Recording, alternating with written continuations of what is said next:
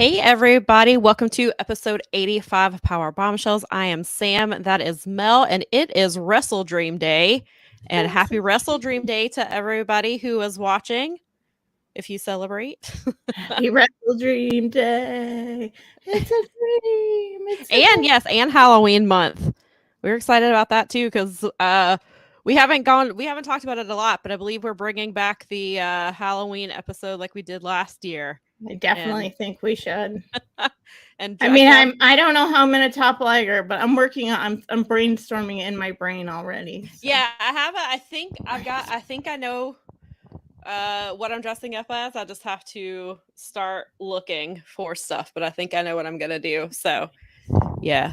So that was a lot of fun last year, and we had people pop on throughout the show, and we made our own horror story using wrestlers. That we are bringing back. Yeah, I was I'm glad that we have like the notes from last year because we can go back and like these and we can use the questions on it. We ended up having way too much fun doing that, and we have to do it again. And yeah, I was like, we'll just have to switch the wrestlers out and make a new. Because it's new time. Yeah, exactly. New time, new people, new thing. Right. Brad wants to know if you're going to wear a different wrestling mask each week for October. No, I do not have wrestling masks, actually. Ironically, I have a mask I can break out for you during Halloween season. I have that'll be exciting. One mask that I could actually probably record in and not be like, get in the way too much. But I've got like a full face mask. I'd sound like muffled. So, there's things like that. So you couldn't wear it the whole show? I should look around and see what mask I have. It'd be hilarious. That would be fun. You guys pushing the envelope on me here. We don't want hats anymore. We want masks now. It's Halloween season, so we need a mask gimmick. Demanding. Oh my gosh. You guys better be maybe or you. That's what I was just gonna say. Or you could save it for the happy hour hangout thing. Ooh. You could save your mask for that. I mean, you don't have to spend the whole party, the whole happy hour anymore, unless you want to. Well, it would just depend on only the $10 subscribers get that. Because it's not like I'm not gonna sit here and be like, we don't have any masks in the house. We have a few. We don't have wrestling masks though. We have like other kinds of masks. Right. I'm not going to spoil them because if I'm going to use them in the future. Yeah. Right. Yeah. Don't spoil it. And also, we'll keep that on. That's $5 at least. Come on. Yeah. If you go to patreon.com/FightGameMedia and you subscribe, there's two options. There's a $5 option and a $10 option. And you might get to see Mel in a mask at one of these options. And if you do the $10 one, that's where we have the monthly party where what is it called, the happy hour. They're calling it a happy hour, but they're also just because it's kind of like a simple way to have a Halloween themed drink this month. I mean, it's one of those things. You can have pumpkin spice tea or latte. You don't have to have your apple cider. Oh, cider, hot chocolate. Yep. You can bring that. All the excellent. You can bring your Halloween party punch. If you want to, you can do whatever you want to. Yeah. Well, within reason. Within reason. Get crazy, all right. Yeah. And then you can also, if a huge help would be to subscribe to the YouTube channel, that if you were watching instead of listening via audio, please subscribe to this channel. It helps us and it helps everybody in Fight Game Media. Thursdays we have, speaking of Strong Style, go live every Thursday. We're here every Sunday at 1:00. Today we will have The Boom going live right after Wrestle Dream. We had 2 shows live yesterday. Scott Edwards went live after the Grand Prix, and then last night Double G and I think it was Carlos, had with him. They did a show after the big Canelo fight. Oh, that's right. Okay, that's right. They did the Canelo fight, and then I'm sure that there's something coming. There was an NXT show last night, right? Yeah, but I don't think that was live. I think the wrap is already up though on the Patreon. I think it is too, because I think I saw it on my feed first. Yeah, I was gonna say I think I saw that. So there's definitely, so if you want to go back and catch that stuff with YouTube, it's on there. So definitely check that out. And Brad is gonna start a fight out here. I side with Brad here that apple cider is greater than pumpkin spice. However, if you like pumpkin spice, you do you. There's enough crazy nonsense in this world, so find what you like and enjoy it, like with wrestling. However, I also, just much like I prefer AEW, I prefer apple cider. Sorry about that. Didn't mean to Brad out. I tend to agree with Brad. I do enjoy, like, I think pumpkin spice feels really played out. It's like it's like I get it. But I make pumpkin pie I make a really nice pumpkin pie. I have a good pumpkin pie recipe, reliable, old school, grandma's pumpkin pie type deal. I make the pumpkin pie at Thanksgiving, and I don't mind. I get like 1 or 2 maybe during the course of the season, but I don't need it. I've never really been into pumpkin flavored things. Nikki makes she hasn't made it in a while, but she makes really good pumpkin bread, and I will eat that because I'm not a pumpkin person. But she used to have she would make them for our friends sometimes, and our friends would be like, "So are you gonna make pumpkin bread for us this year?" So, Nikki. Sorry. Nikki says don't compare pumpkin spice to WWE. I was just talking about the tribalism between pumpkin spice and apple cider. I don't know if there's as much tribalism as like maybe the Brad says he appreciates pumpkin spice, so apple cider gets the short end of the stick during the season. Oh, 100%. Completely agree. I think it gets overlooked because pumpkin spice is so like the big everybody's jam is pumpkin spice. Woo! Right. But yes. Brad says he went to a place that made homemade apple cider donut ice cream. It had pieces of apple cider donuts in the ice cream, and it was amazing. That sounds incredible. We have literally right up the road from us a big old cider mill, and we did cider and donuts one of the first years that we were local. And oh man, homemade donuts and cider, warm cider, man. It's like, and then they have all kinds of stuff like that, and I can't go crazy on that stuff, but yeah. Nikki said she made so much pumpkin bread that she had to stop. I feel I had I mean when we had the restaurant especially, but I make really good pumpkin cheesecake. Ooh. And I made like 20 of those one year. I mean, at least. I mean, I couldn't keep them. I was making like 2 or 3 a week. Like, wow. And the big ones for the restaurant, just because we would do. That was one of the ones we started it on. It was kind of like a thing. We tested it out. It became a thing that people really enjoyed, the homemade cheesecake. And I mean, I started doing like pre-orders before the season because I was like, I'm not getting good for you. Taking pre-orders that's smart. Well, I'm just not getting backed up like it was that. Yeah, Nikki has a recipe that we tried out a pumpkin cheesecake that she could eat. So there's actually a recipe on the blog for it. So for those of you who don't know, I have a blog for people who have food sensitivities and can't eat gluten, dairy, and soy like my sister.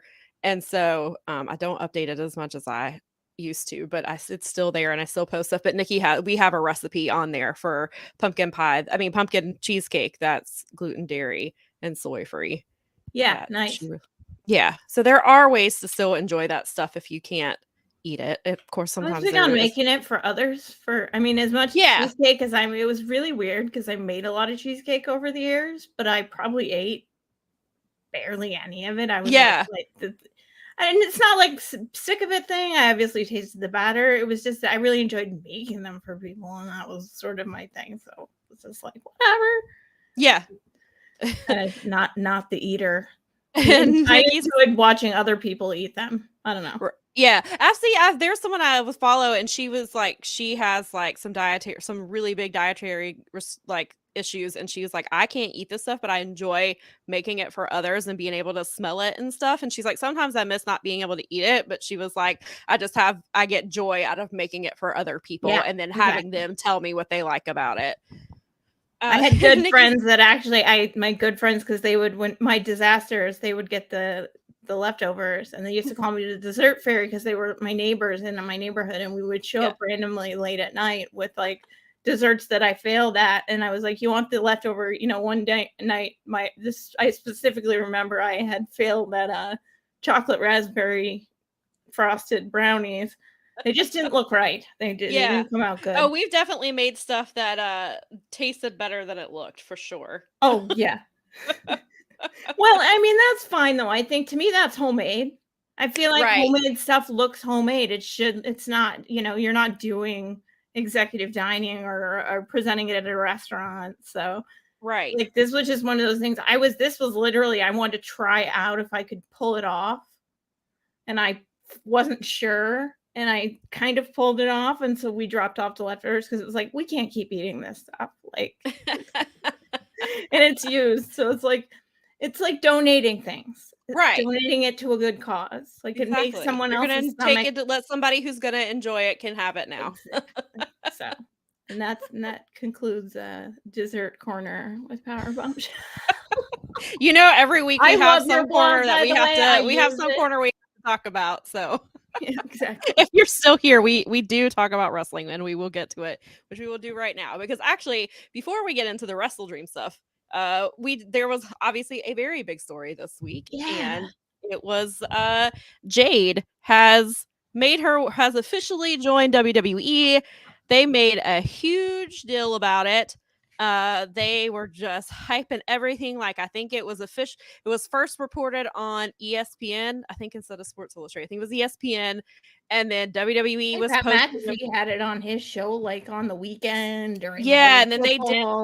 I think they released. There was like a press release, and then they NXT UK was posting like Jade thirst traps, which good for them. That's definitely engagement. But they were like posting her bikini pictures and like bathing suit pictures, which I'm sorry. It's only funny because I swear to God, that's what wrestling Twitter looked like for a bit. Except for this was the official NXT UK account was posting these pictures from her. But well, I don't blame them. That tracks with the bosses over there, right? I mean, yeah, I guess so. And then they're following Jade. They're like, she's at the Performance Center, and like they're treating her like this first round draft pick or something like that. Which good for her. Jade deserves, like, she's getting, good for her getting all this attention and being hyped up like this. But it was very much it very much felt like a petty. The whole thing just felt very petty. This was very much look what we did. We not only did we take Cody, but we took their first homegrown star who was a champion for 500 days. We took her from them, and they've been parading her around like a little arm candy. Are you saying they're using her as a giant middle finger to AEW? Yes, is that what you're exactly saying? What I'm saying. And like I said, are you saying that they're not going to really push her as a wrestler? They're going to push her as a giant middle finger to AEW for a while? That is one of my concerns. I am concerned about that in the long run. Like, how are they going to treat Jade in 6 months to a year? We've seen the stuff with Mercedes and Trinity and how they were treated and things like that. And maybe I'm completely wrong. Maybe they're gonna treat Jade like the biggest star. I mean, she is a star. Good for her. I mean, I was like, Jade, it does, it's helping her immensely. I just don't trust WWE. I'm afraid that they're doing all this pomp and circumstance for her only to just let her fall on her face or just forget about her. It's like when Ronda Rousey came in and they built up the women's division to make it look like they gave a damn about the women, and then Ronda got there and they're like, we don't care anymore. And so I feel like that's kind of what they're doing here. And so maybe it's just cynical of me, but I've watched them for long enough to realize how they do things. And so again, it's great for Jade, and Jade should run with it and get as much of it as she can. And I hope she does really, really well there. It's very interesting how they're handling her, especially if not that her and Brian Pillman Jr. are on the same level, but like they barely made any, like I know they started like the little teasers of Brian Pillman Jr. They've done it twice, and I get it. I know they're not treating them the same, but it's just so if you're an AEW wrestler who's considering going to WWE, are you going to get the Jade treatment or are you going to get the Brian Pillman treatment? Which one is it going to be? And so I think that's definitely. I think in Jade's case, they have to do what they did with Cody. My opinion is, of course, that they have to do what they did with Cody so that they continue, especially for big star women that are around. I mean, if Britt Baker ever came up, they'd probably have to make a play for her or somebody else. I mean, so they have to kind of make it look like they are booking women. And I mean, maybe. And they do the thing like Dave talked about this week where it was like they do the thing where they rush people to the main show and don't care and they worry about. I mean, she's still got athleticism and they can still hide. They can hide her like lack of experience in the way that they do things because she can talk and they don't need to worry about it and all those things. It's just that I don't know, and especially because like she's a woman. She is a Black woman. This is a company that doesn't have their history is like poor, unsatisfactory, fail in all these departments. So like, what are they really going to do? Yeah. And I'm hoping that like, because of how they did with Bianca, because Bianca, they pushed once she finally got the title on her, like they pushed her really well. And I'm hoping that continues with Jade. But I'm also just how they treat women. And, and they're doing well right now. They've obviously Becky and Tiffany, I heard, had another match of the year contender last night. I've heard nothing but good things about both of her matches with Tiffany Stratton and, all, which is incredible. And I hope it continues. I hope that Jade benefits from that. I hope they bring her in NXT. I really do, because I think she would do better with that going on there right now. And where like you've got Dave and Brian actually saying like Tiffany Stratton is leveling up, and she did level up to apparently Becky's level. I didn't see the match, but heard a ton about it. Like, yeah, I have too. I hope they integrate her into that and make the women's division, because we've talked about this in the past. They do tend to book the women's division the women's division better. They shot the women's division a lot too on NXT than they do on the main show. Yeah, and I mean, like, I get both sides. Like we talked about it last week. Like, I get wanting to put her on the main roster and getting, because she is a star and just getting her out there. But I think there's also benefit to having her in NXT because that division is so hot and they actually do care about the women in NXT. There's multiple women's storylines. There's multiple matches. There's backstage segments. There's a lot, and they treat the women a lot better than they do on the main roster. And so she probably would get treated better down there. I could see her being the one to take the title off Becky. And like we talked about last week, maybe they keep her down there and then she shows up at the Royal Rumble and stays on the main roster and maybe gets a Mania match. But I could also see them just hot-shotting her straight to like they did. I absolutely. So, like, I could see either, and I get the argument for both things. Like, I can see like why you would want her on the main roster. And so I think she'd do better. I think she'd build business better. It's just, I mean, I don't know. I'm not a booker. I'm not a whatever. But it seems like from the outside looking in that they would do better. It'd be better to build the brand of her. And I mean, because Becky will go back to the main roster eventually. So you're putting up the brand of NXT and leaving it like a good fancy thing. And then they could have a feud that you could bring to Raw, that you could bring to... Because remember, like, SmackDown's going back to USA. So you need something to draw people back to USA on Fridays and not Fox, where they kind of, as a default, like, people watch Fox on Friday night. Like, it's Fox. Yeah. It's not. Right. No, it really random, is. Like, it's just in the same as, channel. Raw is on, it's like Raw is on USA, SmackDown is on, like, that's at 8 o'clock, you automatically turn the TV to that channel. So, yeah, that definitely. But I mean, people are like watching that channel because of like reruns of Law and Order beforehand, or I mean, because they watch the news and then whatever was in between those two things. And that 8 o'clock slot on that big major network, that's gonna, I mean, the stock market hated it, but whatever. They gain like 40%, I guess, whatever. So it doesn't matter really, but it's gonna matter that they're gonna have to not that they're gonna have to rebuild any fan base. I mean, a WWE fan base. They just have to train them to go. But you're gonna have to. People don't like people like change less than ever. Like it's more difficult to get people's attention and to keep it and to like.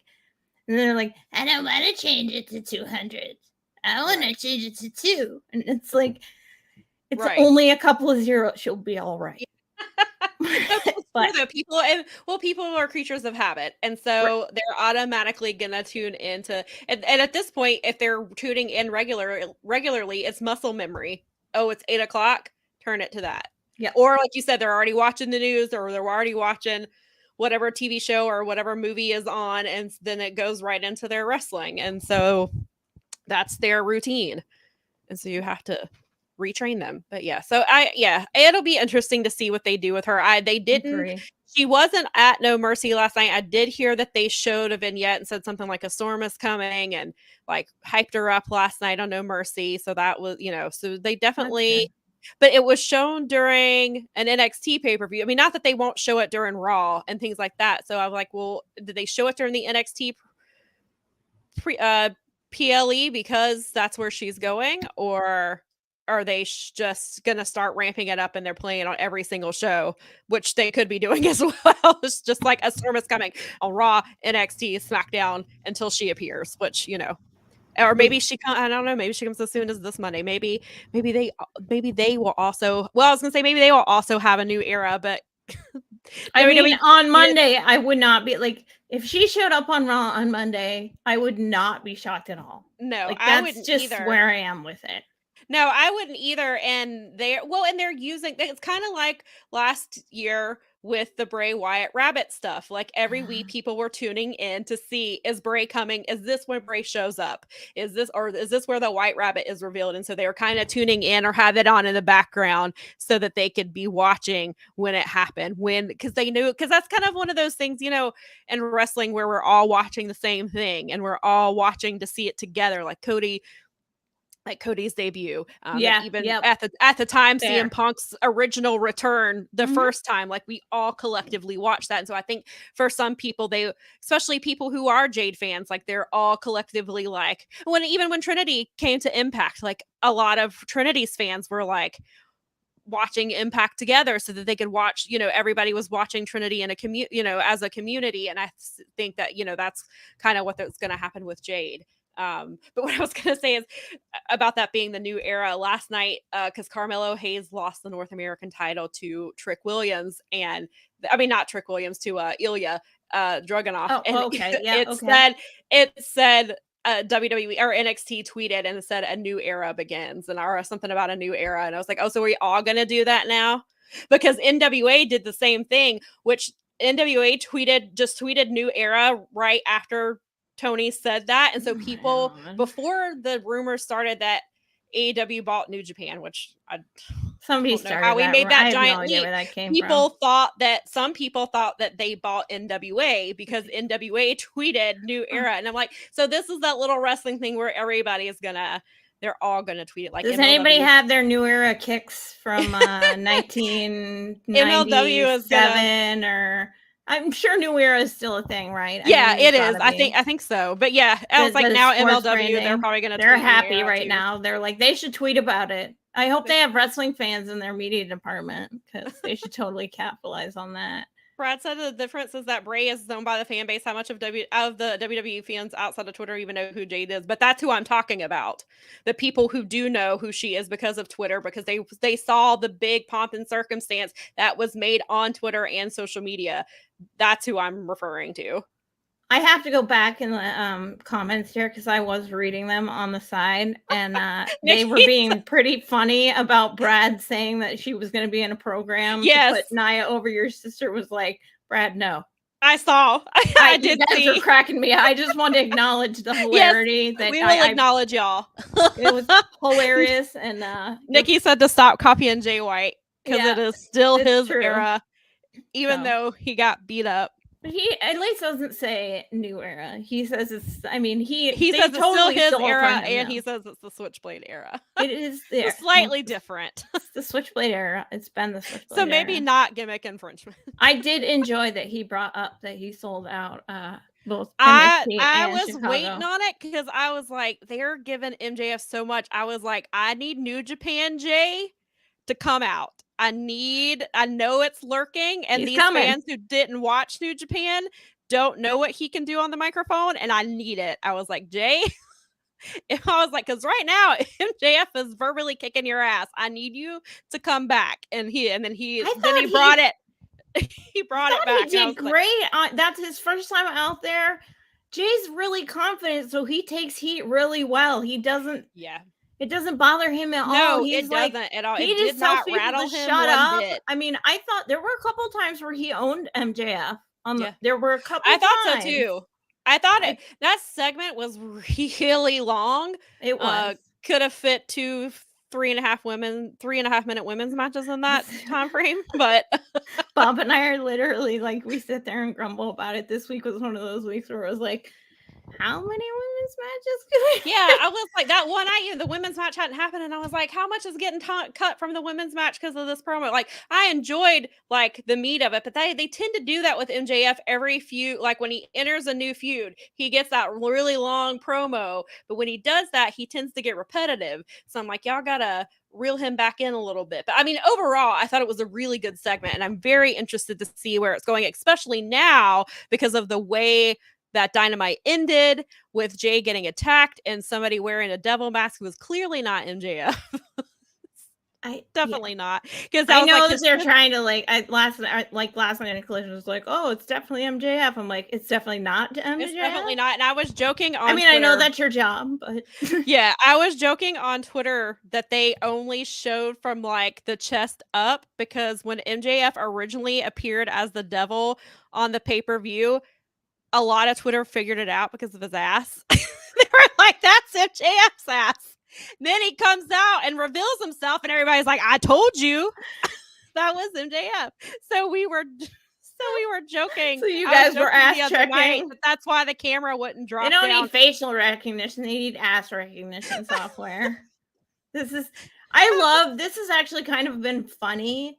Because during the week in the podcast that I enjoy, many on this network right here that you're watching, all were talking about like the different ways that they were trying to figure out like whose body it was. And I love wrestling fans when they try and like figure out a mystery like this, where it's like you have the shape of their body and you have their gait and the whole thing, and you're like, no, it's not this guy, it's this guy. I love the conjecture. It's so much fun to listen to. So I don't really at this point I don't care who it is. I know who some of the rumors are. I guess my idea is probably the more popular, like the one not popular, but I guess a lot of the major consensus is who I think it is. But I know that there's even people who they're like it's David Finlay and the War Dogs because I've heard Tony that one too, Tony really did buy New Japan, and I was like, it could still be the War Dogs without AEW buying New Japan because they have a working relationship, and they haven't acknowledged this branch of Bullet Club, and because they have the working, it'd be fun because if they did, then they would validate it in canon, and so then it would be every promotion now because they've acknowledged it in Impact, but not in AEW. So whatever. Yeah. Grace said, "Wow, is there an echo?" About the women's match? This could have been a women's match. He was actually, what's really cute is that like he's become hyper aware of it to the point where no, not in a bad, it's actually not bad because it's one of those things that once you know about it, you can't unknow about it. Unknow it. Yeah. I was one day I walked in, he's like putting on Impact. I'm like, you watching Impact? He's like, I want to see Trinity wrestle. I haven't seen her wrestle on here. And I was like, oh, okay, yeah, we haven't seen Trinity wrestle. So we went through like a whole bunch of episodes, but like fast forwarding to her matches and like seeing her backstage stuff. And Trinity's like killing it. So you've see your work. You've done good work, Sam. Thank you. It's resonating with people where it's like, and I think they could have done just as effective of a segment and done it shorter. And I think it would have made people that didn't like the segment like it more, because less is more in these situations. Mm-hmm. You needed to cut that off somewhere. Like it didn't need to go as long as it did. You needed the MJF did it. He owned him. It almost looked like Jay wasn't going to come back. Jay owned him a little bit. It looked, oh my God, it was scary. Yeah, then you saw how even it actually is between. And then we're good. Cut it off there. Leave people wanting more. That's the whole point. Yeah. And then and now we got the end segment too. So like it looks like, oh, MJF got mad because Jay owned him or whatever. And Mm-hmm. like which yeah, so it's really fun. Like I really enjoyed like how it ended up playing out. Yeah. Nikki said Mark Davis could never hide his dunk. No, No, he could not. he could not. And Brad said he's built like a Pixar mom, which I have heard that before, and now I can't. Oh, another one of those things you cannot unsee. Once you see it, you're welcome if you have not killed seen Mel. Just be a second. Oh, that's too good. So true. Oh boy. You guys are gonna have me looking now. It's hilarious. Sorry, you're welcome. That's now also, I think, one of the it's one of those things. Once you see it, you can't unsee it. That's all right. That's wrestling in a nutshell. That happens. Hey, I gotta ask though, how hard did you and Nikki pop for Captain Insano? Because my god, I thought I felt like the earth rattle a little. You probably did. Yeah, that was incredible. Like that was the perfect place to do that. Too. Oh, it was. I loved it so much. Because I know you guys have talked about it in the past. I know we were waiting. I think that was actually a good moment for it. I think they did pick the right moment. Yeah, I think there was a right moment for that, and I thought that was really great. And Nikki says, "Yeah, literally what she was about to say." Yeah, Captain Insano. Yeah, that was it was great. I love the moment and just him where they found him and like pull it. Yeah, I thought the whole thing was done really well. I thought it was really funny. And I was like, I don't know if we'll get more Captain Insano, but I was like, the only thing is we need Captain Insano on Collision, or at least a reference on Collision, since Kevin Kelly is on Collision and that's who is interviewing him in the movie. So I was like, we do. It sounds like there might be some of that. Like they want to actually have it. It's yes. It's so amazing. I actually was like, you feel that? That's Sam and Nikki popping so hard for this segment right now. We popped hard for that segment. It was I great. was like so excited for you. Brad said Captain Insano under the devil mask.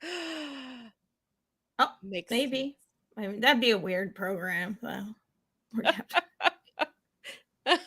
That would be funny, though. Some people didn't get that joke. I mean, but I'm sorry for you. If you know, you know. And yeah, exactly. It was a wonderful usage of him in Long Island Sound. So yeah, that's very nice. That perfect. And then just with the duck floaty. It was fun to listen to Rich and Andrew Zarian talk about this week, where they thought that because they live in Long Island, they're all from that like area, and they were trying to figure out which port it was. That's so great. It was hilarious. So that's because I have a friend that's from there also, so I imagine he used to be a big wrestling fan back in the day, and I imagine he ended up doing the same thing. So. It's very cool. Captain Insano was here. Exactly. All right. Let's get into why a lot of you are probably watching this, because it is a pre-show.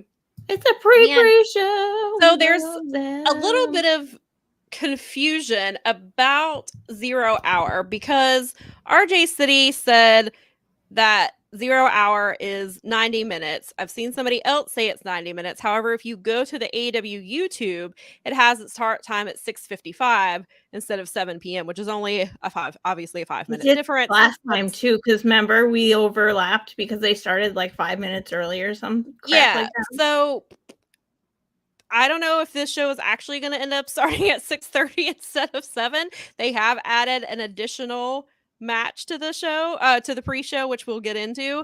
So just be aware of that. If you're planning to watch 0 Hour, it may be starting a half an hour earlier, or it may be at 6:55, or it may be at 6:30 Eastern time. So just keep that in mind. Pay attention. Set your ding-a-ling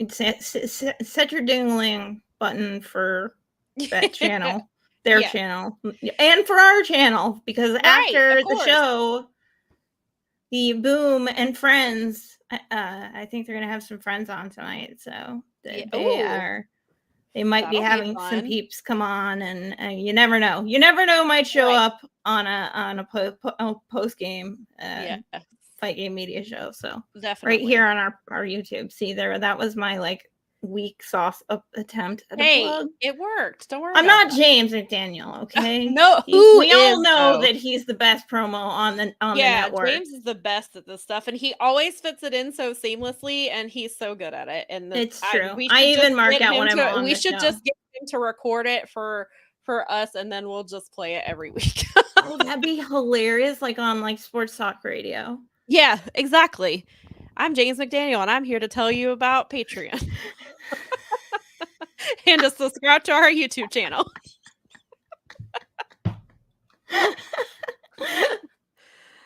Paul, I gotta say this, Paula and Jeff. I listened out of order, so I listened to the Dynamite show before I listened to the Boom because I knew the Boom came out late because the the goblin monster that attacks podcasts struck them. It happens. I've got a few out there. Damn you, internet gods!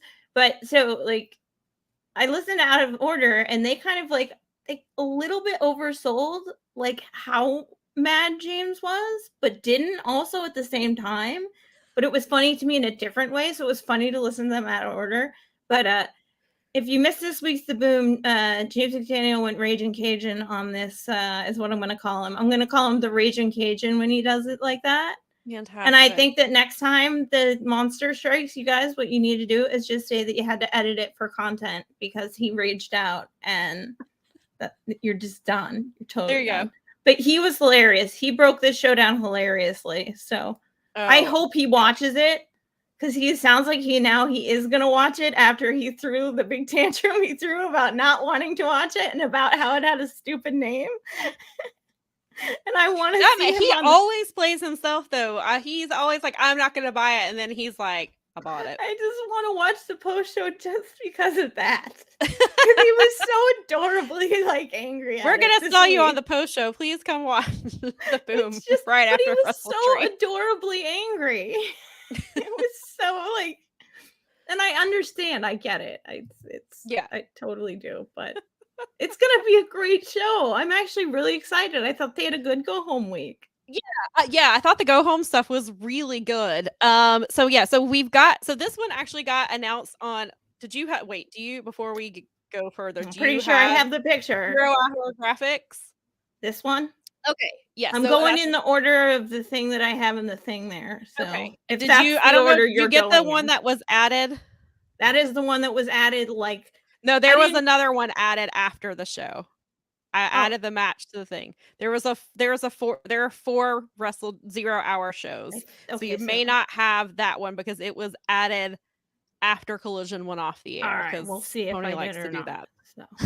All right. But so this one was added during Collision last night. We got a video package of Josh Barnett talking about how he, worked with Antonio Inoki and trained under Antonio Inoki, I should say. And he was like, I believe he's the one of his last students. And he is Josh Barnett. So Josh Barnett should be on this show. It makes perfect sense. So a lot of people think that, so he challenged Claudio Castagnoli for 0 Hour. A lot of people assume that this was Jon Moxley's opponent before Jon Moxley was supposed to have a mystery opponent before he got concussed. That would make a lot of sense. At the Dynamite before there are rumors that he was supposed to be challenged by a non-AEW talent. Seems like it was probably Josh. Makes perfect sense. Those two have a long history together. They've done blood sport together. They've done a lot of stuff together. So it would make perfect sense for that to have been the match. But clearly, I guess once Jon Moxley was ruled out for tonight, they kind of I don't know if I would say scrambled, but they picked. I mean, it makes sense that they picked Claudio because Claudio was in BCC with Jon Moxley. Claudio was somebody who can wrestle Josh Barnett's style easily. I think this match is going to be like this match. We were talking about it last night. I was talking to some friends about it. I was like, this match would be a main event anywhere else. Yeah. It's on, and there's nothing wrong with it being on a pre-show, especially when Josh Barnett is not somebody who is contracted in AEW, and I think he has wrestled in AEW, right? Didn't he wrestle?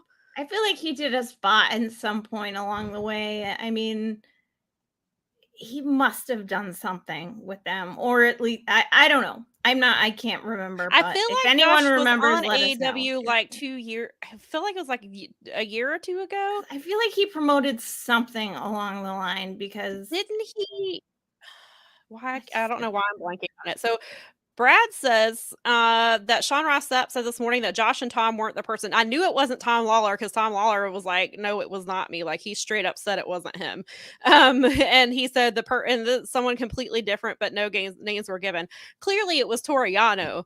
And then John Moxley was like, I am not facing him. Ray Phoenix, please give me can you concuss me, please?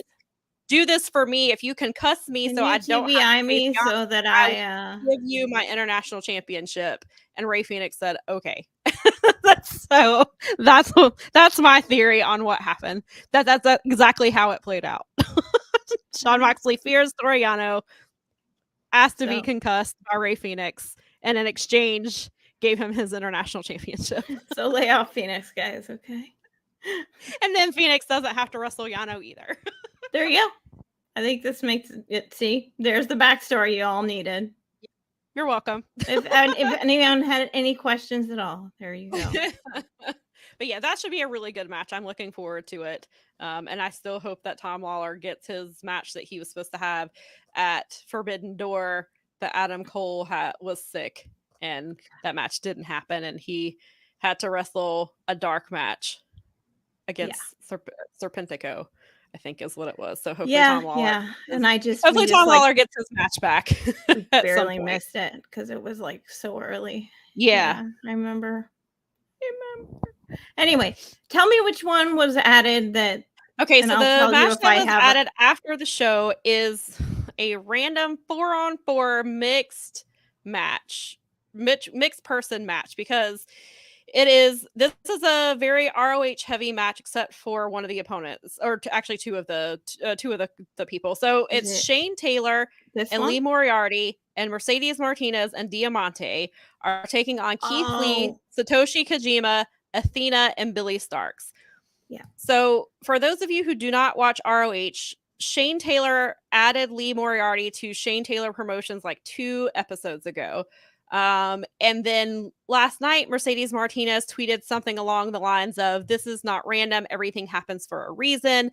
We're not just thrown in here. So it sounds like Mercedes and Diamante are also probably joining Shane Taylor Promotions, which would be amazing if that is what's happening. And then also, if you do not watch ROH, Athena has taken Billy Starks under her wing. Billy Starks is her minion in training. They have had minion training with Lexi Nair. Lexi Nair passed minion training, but Billy Starks, who is minion number 400,237 3/4, did not pass minion training. Starting a minion training. So she is still in minion training, and they are going to be taking their efforts to the 0 hour tonight. Kojima wrestled on ROH tapings last night. I heard that Tony Nese was, because Tony Nese's gimmick is basically body shaming people. Fun, I know. And so last night he was shaming bread and carbs, and to defend bread's honor was Satoshi Kojima. Thank goodness. The leader of Bread Pit, the leader of Bread Club, came out last night to defend bread's honor on ROH. You know, I can't really eat bread anymore, but I still support bread 100%, and I still support Satoshi Kojima 100%. Yeah. And I mean, I don't think anything else needs to be said. Right. Yeah. So I'm not quite sure where Keith Lee fits into this. I'm not mad at it because I always did he show up in all that too? I don't know if he showed up at ROH tapings last night. Maybe that's how they added it. I don't know. Keith Lee has not been in ROH, so I'm not sure where he fits into this dynamic. So I'm not sure exactly. Wait, was something on AEW? I can't remember now. Nikki says, she said, same Mel, Nikki can also not eat bread. Exactly, regular bread, or at least bread with gluten in it, I will say. But yeah, exactly. But yeah, so while I enjoy all 8 people in this match, the way to get more women onto your card is not by adding even more men to this card. There They threw a chick in there. Come on. I believe there are 15 matches, and there's one women's match. Now there is this match that has 2 women in it, but it's still an 8-person match with 4 more men. And this, I have to find. Nope, that's the one I didn't have. That's the one. Yeah, I have to find the tweet. Colby Applegate, who is really good about, he also is a huge supporter of women's wrestling.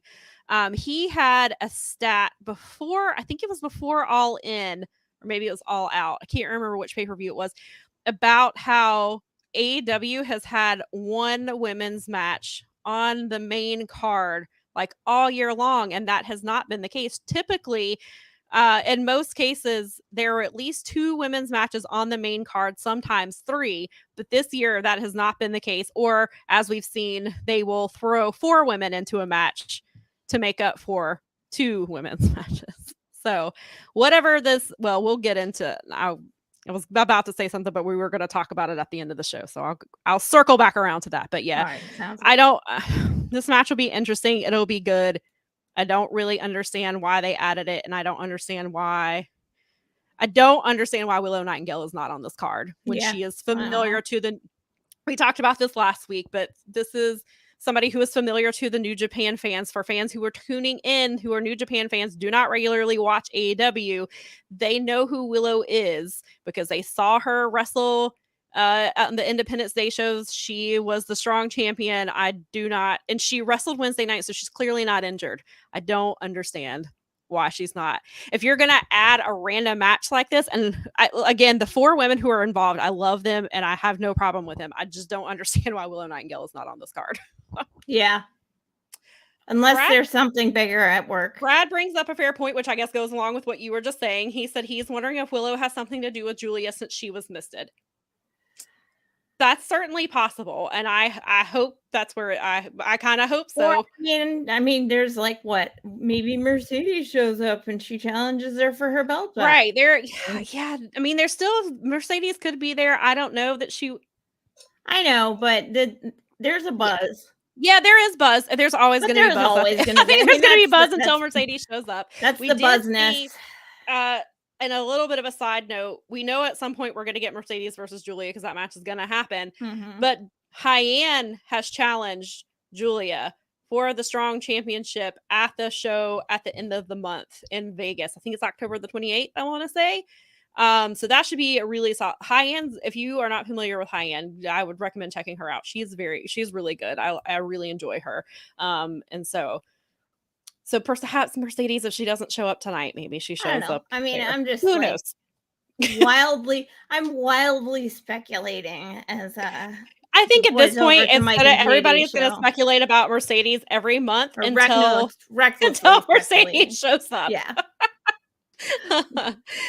Grace says they are certainly turning Willow heel. That would be a choice. Like I will support Willow. However, that would be very interesting to see a heel Willow. And I kind of wondered when she came out with the mist, I was like, or she came out with the black face paint like Julia did. And I had that same thought too. I was like, are they gonna go heel with her?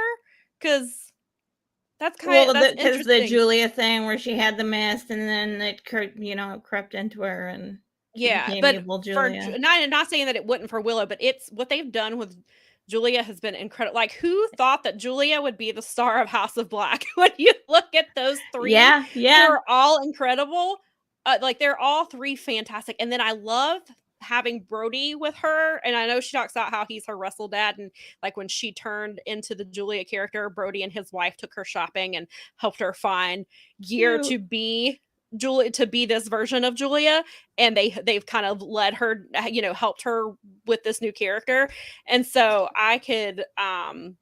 it's really interesting to see how much she has progressed over the last few months. She's been incredible. And Tony was putting her over heavy on the media call. And he was talking about how Julia is really she's really motivated and really involved. Like, she's the one who said, I want to use my cheerleader gimmick with Varsity Blondes. And he was like, all right, well, we'll try it out. And it worked. And then I think he said it was her idea to join House of Black once the it sounded like that's what he was implying. That so it seems like Julia she's really into what, and you can tell like this character, she's really invested herself in it. And I think a lot of it is because it feels like it's her, and she's embracing this person and this like archetype, I guess. And so I think that's another reason that it works so well. And so Are you telling me that a female wrestler can develop their gimmick and a new personality and get over with the fans? I mean, it's been known to happen, I think. Because she seems pretty popular right now, and I was told that that's just not a thing. That just doesn't happen. Yeah. So I mean, even I'm like over. What I love most is that a good friend of mine has Julia's hat, but the lights are different colored than Julia's, so the hat is the same. And someone had bought it for, and she posted it, and I was like, oh my god. Because so cool. I was just like, so we had to like, we saw her recently, we had to like show her pictures. We were like, look you guys have sort of the same hat. You have your version, yours isn't that's very cool version. I love Julia's hat. I'm obsessed. I love it too. Shout out to the person who makes that hat. It's really dope. Somebody tagged it on Twitter. The woman who makes it, it's like an independent like woman who makes I'm sure, yeah. Like she custom makes hats or something like that. I think she went to buy it and someone had already bought it for her. Was what happened. Like a friend of hers was like, I saw this and you had to have it. And that's very cool. She really like does, but it's her version of it, so it's cute. And that's what I love about the hat is that it's actually something you can like. It's not just. Like, so that, I mean, Julia, that means that Julia had her hat made specifically for her character and everything else. Like you said, that authenticity, people don't realize it, but like, I can say this from my experiences at Ren Fair is like the tiniest details, they really matter. They do. People, like really, it's crazy how people pick up on things that they don't realize that they picked up on that really makes it shine to people. And she's definitely shiny right now. I mean, like, I'm glad. For sure. Yeah, and we'll talk more about her match in a little bit, but yeah, Julia's great. And Brad says Hyanna's awesome. Her first match I saw was her versus Kylie Ray and Booker T's Reality of Wrestling Company about 5 years ago. She needs to be signed. Also, Vert Vixen. I was so happy for Vert Vixen last night. I timed a lot of her matches on the YouTube show, and she got big Defy chants when she wrestled last night. And then the guys. Why do I know who she is? Vert Vixen wrestled Julia last night. That was her opponent. Julia is the Defy. I mean, no, but from before. Why do I know her from before? Like, because I recognized her, and I was like, why? Vert Vixen was on Dark and Elevation a lot. Okay, that's why. Yeah, she was on there. Yeah, she was on there a lot, and then she has been killing it over. Yeah, she's the women's champion for Defy. Okay. And I think she's been champion for a while. Like, she's been pretty dominant, I think. So that was really cool. Yeah. And then so going back to Willow, Grace says that she has the darker ring gear that she's been wearing, which is like the black and the gold. And then Brad points out that Pac didn't turn and he was missing. It could just be bring out more intensity for Willow as a super face. That would be cool too. Like, I could see both things. And I am excited to see the negativity into super positivity. There we go. She kills the House of Black with rainbows and being sunshiny and happy. Yeah, there we go. She's such a natural baby face. It would be weird. She is. Like, I think she could. Why not? I think she could pull it off. Be a heel if she put it, if she really went for it. But yeah, she's just such a natural. It's like when they try to make Johnny Gargano heel. Yeah. People don't want to hate such a natural baby face that I'm like, I don't want to hate you. I was like, I will never boo Johnny Gargano. So please stop making this please stop trying to make this the thing. It's not working. All right. We will move on to the next Rolling on. Who we got a graphic for. Did you have a graphic for this one? I'm excited about this one. Me too. I'm so excited for this match. So you guys cracked me up. I have to say that you were killing me because I like wake up and I have just 20 bazillion freaking notifications from you and Nikki and Brad and everybody's they're like big teeth. We were so excited for this. So the Acclaimed and Daddy Ass are defending their trios titles against TMDK, which is Mikey Nichols, Shane Hayes, and our guy Bad Dude Tito. So we were super because I was watching. I had the Braves game on my phone, and I was Googling something for me and Nikki were doing. Yesterday we pulled off a surprise birthday party for our mom, and I was looking up some information for something that we had gotten for her, and so I wasn't looking, and it was just the little graphic in the corner of the TV, and Nikki, like, all she could get out was big teats. I was like, what? And so we are very excited. And yes, Brad also with the big teats. So if you have watched Powerbombshells pretty much any time, but really from the beginning, when we have talked about Strong, Big Teats, Bad Dude Tito has been one of the dudes that we've put over for a long time. Mel and I are huge fans of his. My sister is a huge fan. Brad is a big fan of his. I haven't had a chance to check the Japan shows out that he was just at, but I heard that he had some really great matches. I did see some of the clip with him and Ishii. I do need to go check that out. But yeah, so I'm really excited. And then last night they had a backstage segment on Collision, and Shane Hayes was trying to get Mikey Nichols to drop a beat for him, and he wouldn't. And so Shane just starts rapping, I guess is what you would call what he did. And then Bad Dude Tito said, "You're making us look like nerds." I'm so excited. This is so great. I love this. TMDK. Was a good idea. I'm into this. Mm-hmm. This is fun. I was like, see, they finally, and last night Zach was coming out and they were showing the entrance. I was like, remember when they didn't have Bad Dude Tito's name up there? I wanted Kevin and Zach to love on each other so hard because I was like, I'm gonna miss them on there. I was like, wait, maybe he'll come around and they can do their thing. Yes, I have excited faith for this match. Like I pray to the George Michael gods. Yeah. So this should be a fun one. I mean, obviously, I don't see a title change happening here. No. However, I think I'm glad. I hope this means we get more TMDK in AEW because I really enjoy those guys. They're so much fun, and I will. The more TMDK, the better. Agreed. It's on the list, but I did not get that picture. Okay. So here's the next picture. Is that right? Okay. So this one is Nick Wayne and Luchasaurus. This match was made Friday night on Rampage. Friday night. Yeah, Friday night on Rampage. They showed a backstage vignette. Nick Wayne's talking about how he had a father figure that told him that you don't leave debts unpaid. He has a debt with Luchasaurus from All In where he chokeslammed him onto Darby's skateboard. Nick Wayne had the skateboard with him, and it was talking about how he's showing up with receipts and he's coming to pay his debt tonight on 0 Hour.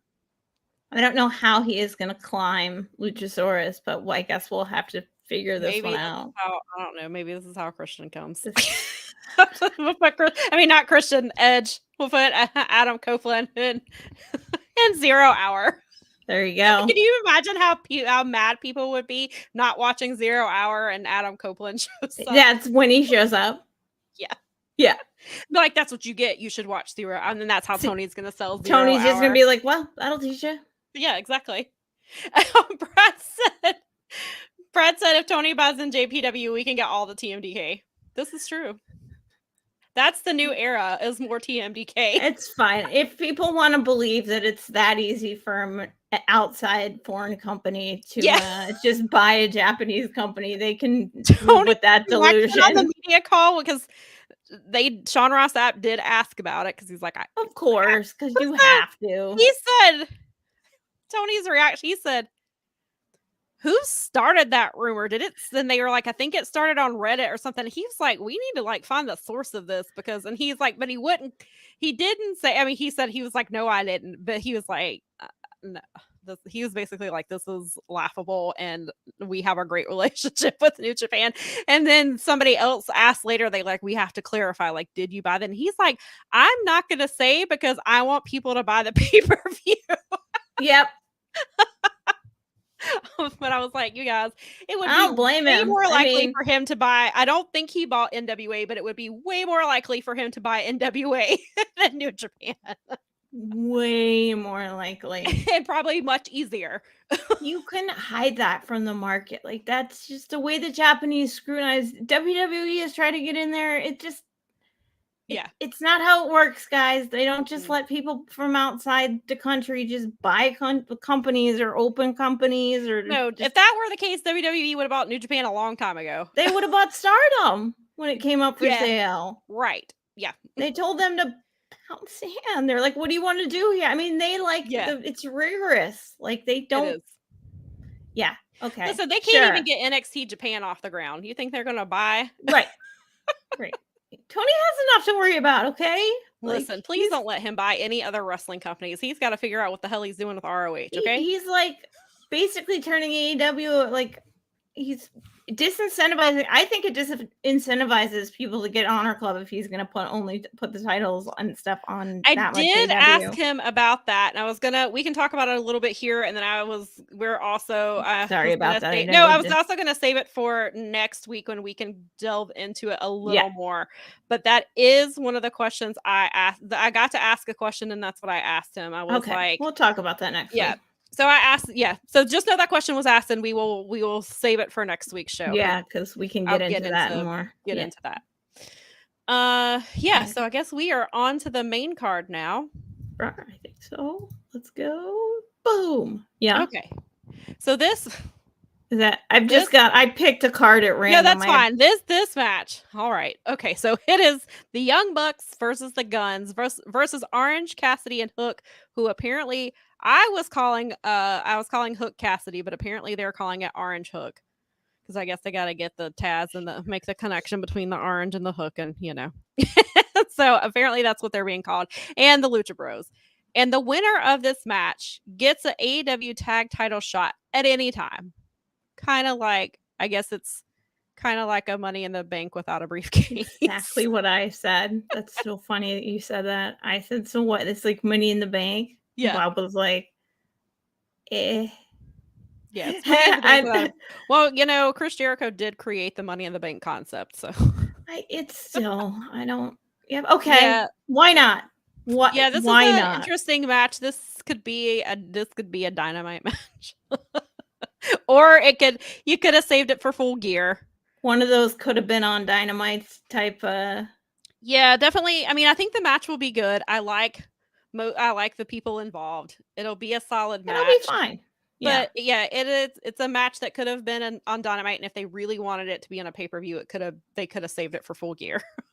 Yeah, because it's not that far off. Yeah, Full Gear's November 18th. Yeah. Oh, yeah, because it's your birthday, right? It's the day before my birthday, so yeah. Brad says, I can see the Guns win and take a title match for Title Tuesday in 2 weeks. Perhaps that's why they held it here. Right. So Title Tuesday, which they just randomly announced on Rampage. Unless I missed it on Dynamite. Title Tuesday is Tuesday, October the 10th, because playoff baseball is getting ready to start. Today is the final day of the regular season. Postseason starts this week. So Dynamite is getting bumped for baseball. So we mentioned it on Rampage, and I only realized it because I listened to podcasts and because they talked about it on Collision last night. And they didn't even bring it home. They only mentioned it a few times. That's like a switch that they need to be like hammering people with. And so and how they announced it was Friday night during Rampage. The main event was people skip was Ruby Soho versus Sheeta, and that was a really good match. Yeah, it was. They got 12 minutes, went into the overrun. It was nice to see Sheeta won, and so when Sheeta won, they're like, Sheeta's gonna face Saraya for the title at Title Tuesday, and I was like, what the hell's Title Tuesday? Yeah, right. That's exactly like, on October the 10th. I was like, what? Is this is the first time I'm hearing about it? Have they announced it before now? And I just what? So yes, so that match is happening, and they will be going up against NXT, so that'll be interesting. because NXT has been, I mean, it's not on purpose. It's because baseball Yeah, is it's 'cause happening they and it's have getting to. moved. But yeah, so Title Tuesday is going up against NXT. It'll be interesting to see if if I'm NXT, I have Becky main event. If Jade's not on TV, that would be a good place for her to show up. A good time would be during Title Tuesday. Yep. So, Brad said that they announced it during the rundown of Rampage on Wednesday, but they said it fast. Okay. Yeah, I missed. Well, wait, Wednesday on Dynamite? Because I see what you're saying of Rampage on Wednesday. Okay, I misunderstood what you're saying. But yes. So yeah, I completely missed it. Friday night was the first time I realized it was happening because they gave Sheeta a title shot. I only realized it was happening because I listened to Observer Radio the next day and they talked about it. So. Yeah, so that's a really good point, Brad. I could see a Title Tuesday being where this plays out. That makes a lot of sense because they're gonna clearly they gotta have titles on the line. So they need a draw. That makes sense, and I now understand why that's probably added. I think Brad is onto something there. And yeah, I could probably see out of those four, the Guns make the most sense winning. Yeah, the title, because if I was like FTR, I don't think is dropping those titles anytime soon. And if they were gonna do it, it'd probably be at Full Gear, not on Title Tuesday. My guess is Title Tuesday is gonna be a lot like Battle of the Belts. No title changes happen. That's my guess. That'd be silly. But you're probably right. Let's see what's next. I have this. Ooh, this match. This is going to be a good one. So this match is Eddie Kingston putting up both his ROH World Championship and his Strong Openweight Championship against Katsuyori Shibata. Shibata's ROH Pure title is not on the line. So just so that is very clear, Shibata is not putting his title on the line. It's Eddie Kingston putting both titles on the line. I think this will be a phenomenal match. It fits really well, obviously, in the Wrestle Dream scheme. There's, I think, speaking of Strong Style, talking about how they didn't really like this match happening so early. But I mean, if this match is going to happen, Wrestle Dream is the place to do it, I think. It seems like now. Yeah. I mean, I don't see this lasting to Full Gear. Like, I think they need to get this done here. Right. It makes more sense anyway. Because the New Japan belt and Shibata and and so this will be Eddie. Well, Eddie defended only his open weight title on Rampage against Rocky Romero. That match was supposed to happen at Defy last Saturday, and then Eddie said he's been dealing with a lower back injury since last year. Because of his commitments to ROH and New Japan, he has decided to stop taking indie bookings for the time being. So they did the match Friday night on Rampage. And that match was really, really good. Rocky showed out, which I'm not surprised, but Rocky and Eddie had a really, really good match for the open weight title. And so I think Rocky likes when he gets a chance to just wrestle. I think that's where he just because he doesn't have to work and think and do anything. He can just wrestle, and he's great still. He's so fun to watch. Yeah, it is fun. So yeah, that'll be a good one. I do expect Eddie to retain. Agree. Yeah, but it'll be a good one. Next. You went on? Okay. That's what I'm going to next. All right. So the next match wait a minute. Where's Lucius Horse and Nick Wayne? Did I miss that one? Hang on. No, you put them up. They're on. Okay, we already talked. We talked about them. Okay. Yep, sorry, now I'm confused. No, you're good. No, there's a lot of matches to cover. I'm just going through the thing. I don't know. I don't even know if this is the right order. We're talking about these at random. It was hard to figure out if there was even an order yet. So we do know. We know what the main event is. Well, yeah, I've got that as the main event. So, yeah. So they clarified. They announced that it was the main event on AEW Countdown. So is it Danielson and? No. Oh, it's not. No. Which one is it? It's Christian versus Darby Allin. Okay. Well, fine. And I'll just switch. Real quick. We have opinions of the Eddie Kingston Rocky Romero Defy AEW Fascio. Many fans are upset about it. I understand why they're upset. If I was a Defy fan, I would be upset. But Eddie has to take care of himself, and he has new commitments now. And if he is trying to minimize that, I can understand why he did what he did. And I think AEW tried to not make nice, but do something nice for Rocky, and made sure that Rocky still got a payday.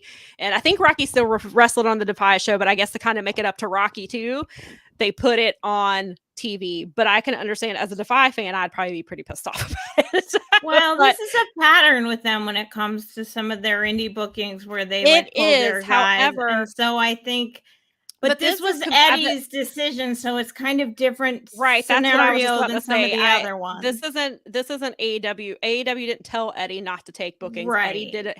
Eddie took it upon himself to cancel his bookings because of this back issue he's been dealing with, and now he is a champion for 2 different companies.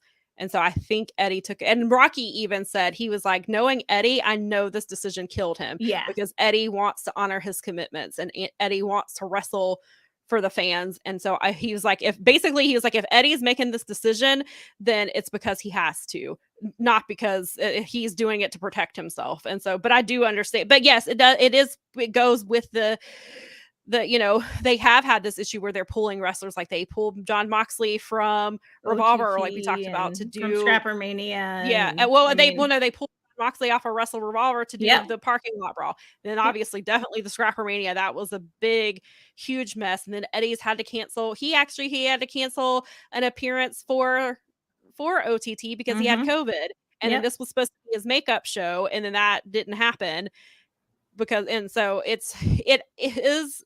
It's definitely an issue, and it's not a good look. However, in this case, it sounds like this was a personal one, and Eddie Kingston's trying to protect his body. But I can understand, like, if I was a Defy fan, I'd be pretty pissed off about that. Yeah. I totally get that. So yeah. But yeah, so we will pop that match back up here. Hang on, here we go. Right. So we were talking about the FTR versus Aussie Open is what I've got next here. Yep. Today is the 1-year anniversary of their Royal Quest match.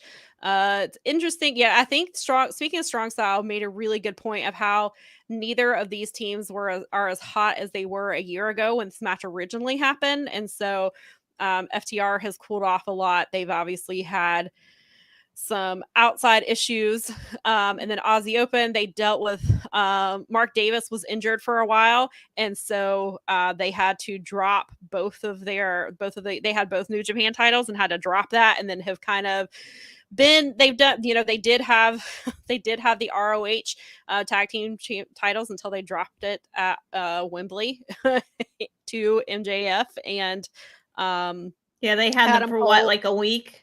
Yeah, they didn't have them very long. I think 5 seconds. Like 3 weeks. Like, it wasn't very long. So neither team is in the position that they were a year ago. I still think that I don't know that it will. I actually never got around to watching this match last year, but I have heard many my friends. I mean, he was at the show, but it was his match of the year last year. Yeah, I've heard a lot of people say that. So I don't know if this will live up to last year's match. I think it will be a great match. Agreed. I personally prefer Aussie Open. I think they're an amazing tag team. I think they are one of the best in the world, and I hope that they start getting booked that way. I'm all Aussie Open on this one, fellas. Yeah, I would love to see Aussie Open win here.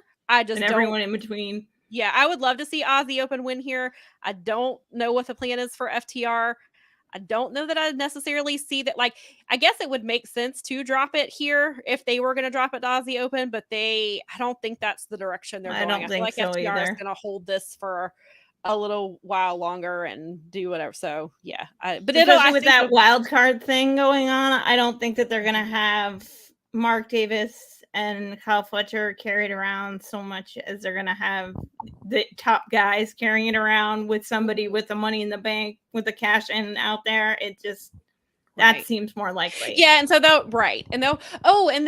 would be the case if they do FTR versus the Guns, because they didn't FTR and the Guns wrestle. Oh yeah, because they basically squashed them and like stole the titles from them way back in the day. Yeah, so that would be actually good job. Nice. Yeah. So if that's the case, and then they do wrestle at Title Tuesday, or maybe they save it for Full Gear if they wanted to, I could see that being how because they handle that's actually a story that they've got. right. So yeah, nice. And out of those teams, yeah. And so Brad says the match last year was spectacular. It also had the greatest chair shot I've ever seen. So perfectly done, and it wasn't out of place. That match was pure art if you like tag team wrestling, which I love tag team wrestling. I just have not gone out of my way to watch it. But I've heard for literally the last year, like people are still talking about that match a year later.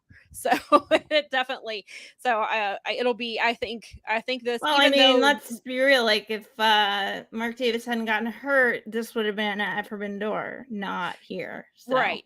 This is where it is now. Yeah. I think so. Yeah, this should be a really good one. It'll be a good match. It'll be a good one. I see FTR retaining here, though. Yeah, I agree. Hard agree. Let's see what we got next. This match will be fun. So it's Ricky versus Wheeler Yuta. Wheeler Yuta's talking about basically how he gets beat up all the time, and people are like, this is not a good thing. Wheeler Yuta's like, yeah, it is. And so, and then Ricky has just been, obviously Ricky and Danielson have had their thing, so it makes sense that he's going after Yuta. I don't know that this match necessarily should have been on this show. This could have been a Dynamite match. I think it'll be Tuesday match, maybe. I think it'll be, yeah. I think it'll be a really solid match. I think it'll be really good. It'll show I think Yuta still I think he's very underrated. But Ricky Starks is demanding attention, which he should. Ricky Starks is incredible, and I think I think Yuta will. I don't think he will easily beat Yuta. I think it'll be a really good match, but this match could have been a Dynamite match. Agreed. This could have been a Rampage match. It could have been. And I would not be mad at that, because I like to be able to see good matches and have good things to write about. Because you could really, I feel like you could really draw with that. I probably Ricky Starks in this one, and Yuta gets his butt kicked by the Big Brothers, because whatever. But I think I feel like that's the trajectory, because this will help Starks. Yeah, because Yuta can take a loss here and not. Yeah, it's not gonna hurt. People love especially in Ricky, especially the way Ricky's been wrestling with Danielson and stuff like that. Then Yuta can easily, and it makes Ricky's point. and then they would beat up Yuta for not beating up Ricky, and it would just yeah, exactly. His wrestling dads would be like, "You suck." So. You're gonna have to hike for 7 miles now. Yeah, right. You have chores forever. Yeah, you have to do our laundry. That's right. This one. So, all right. So the next match is for the ROH World Tag Team Championships. It is a 2-on-1 match now, because Adam Cole is legitimately injured, and it does not look good. Britt Baker posted the pictures and it looks terrible. So MJF is kind of doing what Daza suggested. I thought of Daza immediately when he said he was gonna wrestle by himself and it would be a handicap match, because on our show last week, Daza said that he thinks MJF is gonna keep defending the titles successfully by himself, and then when Adam Cole comes back, the first tag team match they have together, they lose the titles because of Adam, and then and then it creates adds even more tension between their group. Yeah. So I was like, oh wow, I was like, maybe Daz is on to something. But yeah, so this should be interesting. Tony really put over the Righteous on the media call, and he was just like, I really like them and I wanted to give them more opportunities, and then we ended up seeing them on AEW some, and like they have the story with the Kingdom, and there's a lot of story between them and all that. And so, and then I really enjoyed the vignette that they showed on Wednesday, and it's like the paper dolls, and he wrote on Adam Cole, he wrote liar, and then it kind of fits into what happened at the end of Dynamite, and then he made the Kingdom, he put that they were sheep on there. So it seems like it's really interesting, the little things that they're dropping in there. So I think the Righteous are a fun tag team. I don't think they win here. However, I would not mind seeing the Righteous being tag team champions for ROH, because I think it means they would actually defend their titles in ROH. And there's some really good teams down there. Like we talked about it last week. Like there's Matt Sydal and Christopher Daniels are a tag team. Obviously, the Workhorsemen are down there. Lee Moriarty is now aligned with Shane Taylor. Like they could do some stuff with them. There's top. Well, it's not technically Top Flight. It's Action Andretti and Darius Martin. Like they've been doing some tags. So they could really build up the tag team roster. I don't see even had Adam Cole not been injured, if he is or isn't technically injured, however this is going to play out. I don't see them in ROH, and I would like to see ROH champions defend their titles in ROH. And so that's the only reason I really want the right. I don't see them winning here, but if they were to win, I would not be mad at it because I would like to see them defended. Brad says, I still don't know if I believe Cole is really injured. We never saw Cole's face in the pictures of the injured foot without the cast. Yeah, some people have tried to say that it wasn't his foot. They did. I mean, it could be to continue the storyline.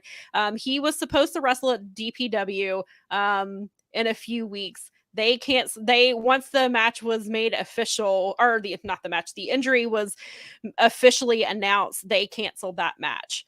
So it could be to go along and to perpetuate the storyline. But that was supposed to be a really big match for DPW. And I don't know that they would cancel it just to go along with an AEW storyline. But maybe they would. Maybe they'll get something. Maybe if Tony's like, if you play along with us, we'll give you Adam Cole and, somebody else. We'll let MJF come to DPW. I don't know. My feeling, from whatever, because Dave and Brian seem pretty convinced that he's actually hurt. My feeling is that maybe it's like he's playing up that, it's worth it. Because if you break your leg in 3 places and all this stuff that he was talking about, you need surgery. That's not like walking around in a boot. Right. As someone who's been in athletics, I would guess it's something like a high ankle sprain or something. Well, they're also saying, I heard something that he is not scheduled to make any more appearances. Like Wednesday night was supposedly his last scheduled appearance. Again, that could be storyline reason. I still think that was him in the devil mask. Because he didn't get involved physically, and they don't have to, if that is him and he is legitimately injured, they don't have to have him on TV, or they can cut. There's ways that they can get around. Brett out in a wheelchair for months. Yeah.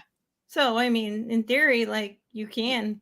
Yeah, so they can get around it if that's the case. But so it'll be interesting. Maybe DPW, maybe they got promised something if they went along with the story.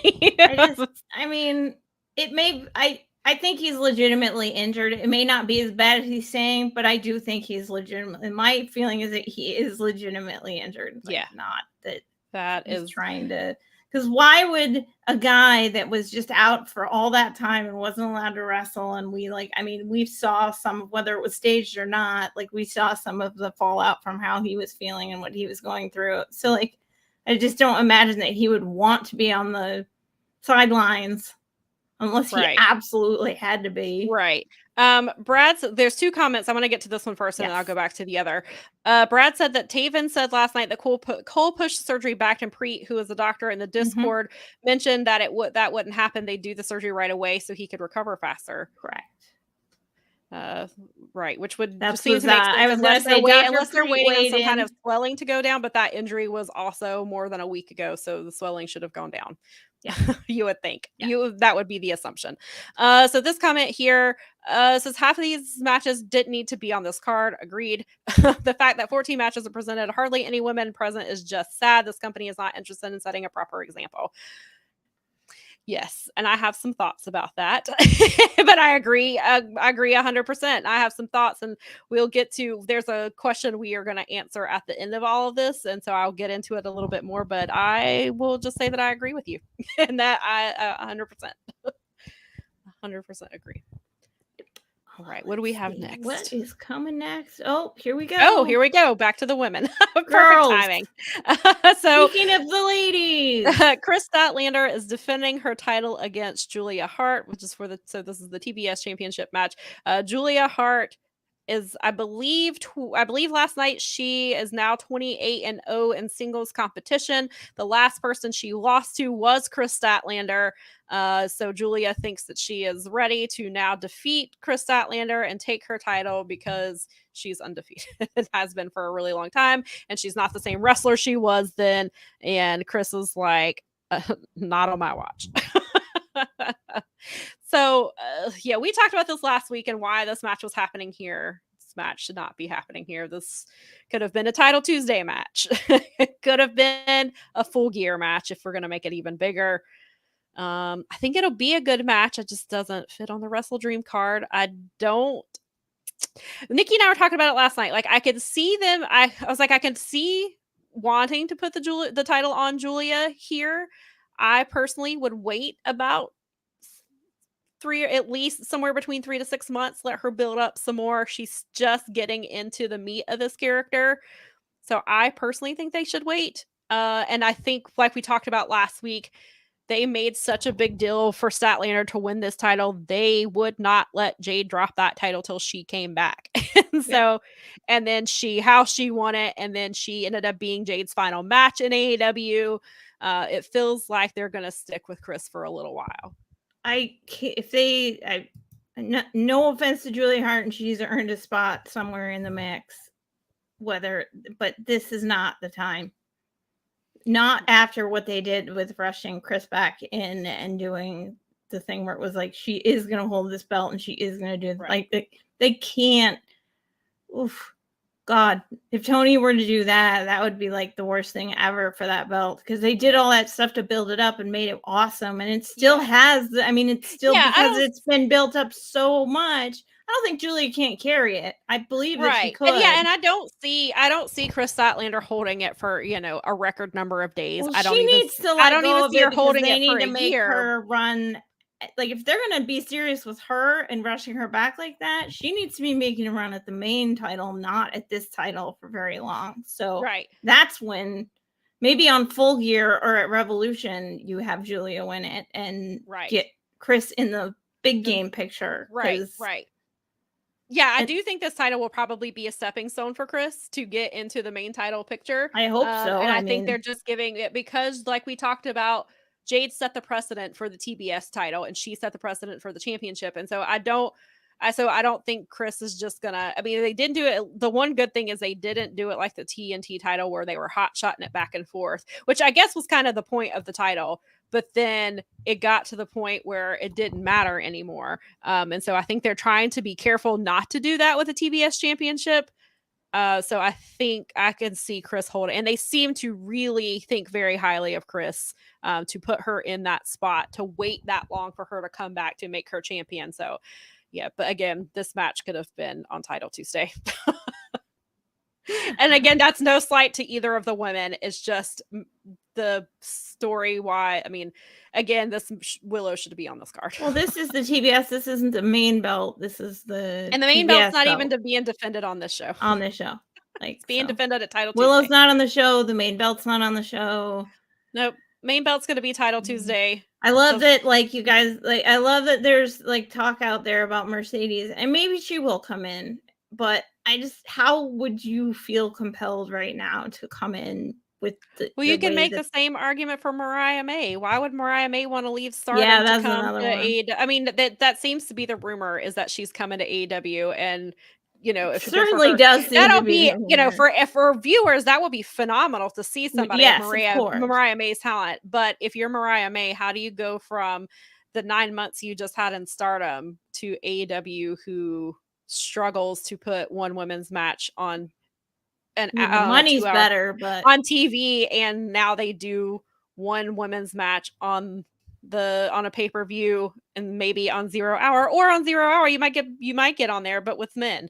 So it's hard to make that argument to have that. I mean, maybe if you're bringing in if you're bringing in Mercedes, you tell Mariah May, well, Mercedes is coming. So maybe that's how, but yeah, I don't know. Not based on the information, just based on the data we have currently in front of us, it would be very hard. It'd be weird to make that choice. It would be weird. All right, next match. Here it is. All right. I like making noise when I click the button. I enjoy the sound effects. Hey, I gotta. It's a habit. So so Swerve Strickland is he challenged Hangman Page. Was basically just talking about Hangman used to be the guy, and now he's not. Didn't have new gear for a year, and just basically called him on his shit. And Hangman was like, "You were right." You did. I saw the light right You are here. true. I've been a drinking. I had a drinking problem for a while during the pandemic. I was hanging out in the woods and just struggling and not doing much. And then Swerve has been fighting for that spot basically. So I am really, really looking forward to this match. I think it's going to be a great match. Swerve will be in front of his hometown. He is definitely a Defy guy, so I expect a lot of the Defiance faithful to be really behind him in this match. I kind of go back and forth on who this match. This is one of those matches where I will be happy with either wrestler winning it. They both need this win. But if they don't want Swerve to turn into Ricky Starks, where as far as they push him to a certain level and then they pull him back, which is kind of what it feels like. I feel like Swerve probably needs this win more than Hangman Page. But on the other hand, Hangman is a former champion who has not been in a lot of stories and he's not been featured heavily. And so he needs it as well. But I feel like Swerve probably should go over here. I mean, it is his hometown, so the feeling is like, because Tony is that guy, so he might. Right. But, I mean, I think you're probably right. I tend to think that this is going to be Swerve's like a win for Swerve. But I really do hope that they get Hangman back into the singles picture because I'm sick of him kind of being on dark clouds aside, like I'm glad that he can get back into the picture of like wrestling. All. And I think this is going to be a really good wrestling match. Yes, and we're coming up on Full Gear. Full Gear, if you're not familiar, was actually named for Hangman Page. It was from a BTE segment where he was trying to get into Full Gear because he didn't like the way his body looked and thought he was a little. And it was this was way back when like Cody was still involved in BTE. When his boots were talking to him. I believe so. Yes, okay. and so Full Gear is named for Hangman Page. So I would like to see Hangman get into a position where he gets to have a match on Full Gear. But I'm really looking forward to this match. I just think it's going to be a really good one. This is going to be good. This is two really good wrestlers. Yes, for sure. Doing wrestling. Yes. All right. Here we go. Next one. All right, we got another trios match. There are no titles involved here. So we have the original Alpha and Omega, Chris Jericho and Kenny Omega, and Kota Ibushi taking on the Don Callis family of Sammy Guevara, Will Ospreay, and Konosuke Takeshita. This should be a really interesting one. I don't know how I feel about Jericho and Omega teaming. I understand why. But yeah, it should be really interesting how this turns out. It's funny. I saw the tweet yesterday and it's been circulating. So, there was the promo where Takeshita and Don Callis where they were in Japan and they went to see they went to Ibushi's dojo and attacked him. Well, there's video. There's somebody else took a picture and Kenny Omega is actually the one who filmed the promo. Don Callis and Takeshita. Which I thought was great. I was like, I know that they're there because they went to the DDT show or whatever, and I attacked Takeshita or whatever, and or whatever. I know that they were there for really real. I know they were actually in Japan. Yes. So I was like, they must have filmed something while they were there. That's just great. They did, awesome. And then Kenny was the one who filmed it. That's even better. Yeah. I thought that was a week's worth of speculation. You could have just gone on Twitter and seen. Yeah, it came out like that. I saw it yesterday, so I guess that's when it came out. I don't know if it was circulating before. I love Kenny. He knows how to work social media. He does. He's good at it. Funny. He's very good at it. Yeah, and so Takeshita, and like we mentioned last week, Takeshita did. I mean, Chris Jericho did challenge Takeshita for the November DDT show, which I think I said it was November 13th. I believe it's actually November the 12th is the correct date for that. So, oh my God, Sam, you're so far off. You're the worst. A whole day. So Brad said when Kenny turns heel again, AEW could use this picture to show that he's always still been with Callis. Oh, listen, Kenny is extremely smart. He knows what he's doing. He is amazing at long-term storytelling. I would not doubt that that's why he did it, and he's hanging on to it to use 2 years from now when we circle back around to this. Because I hope it's in Detroit where the whole thing started. That would be the most hilarious thing ever. Yeah, I think this will be a solid match. I'm always happy to see Kota Ibushi. I do like the idea, and I think, speaking of strong styles, touched on this about how Ibushi is having to get in there with Takeshita, who is basically the new version of him. Kota can't do some of the things that he used to do, or he can't do them the way that he used to do them, but Takeshita can, and he's kind of passing the torch to him, and kind of also, not that he's a shadow of his former self, he just has to wrestle differently now. And so I think that'll be fun to see. And I hope we get Ibushi versus Takeshita in a singles match down the line. I think that would be a really awesome match.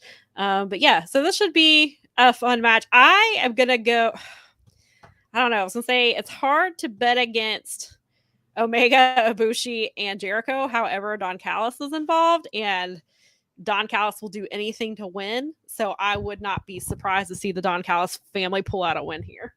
Probably with shenanigans. I feel like win with shenanigans. Yeah. I feel like they definitely not a clean win. Ultimately, it's not going to be I think that you're probably right.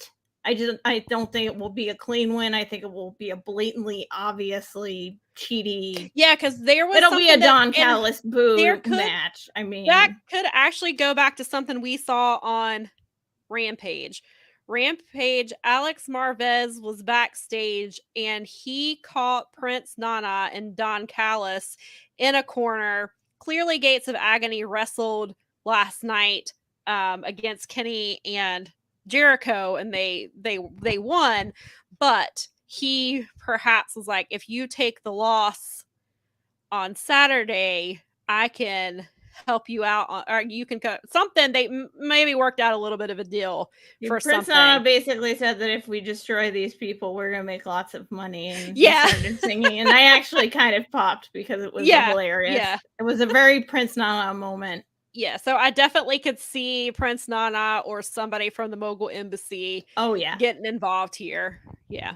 So hopefully they'll do this early on. Yeah. Or as a cool down from one of the more like stellar kind of one of the more intense matches. Yeah, intense. So I think I arranged it properly. So no, I must not have then, because you said. So we'll do this one. Okay. Boop. So since it's not going to be the main event. Yeah, and I had heard before this was announced as not being the main event, I read something on Twitter about, and I don't remember exactly what it said, so I'm just kind of paraphrasing. Something about Danielson said that he did not want to main event Wrestle Dream.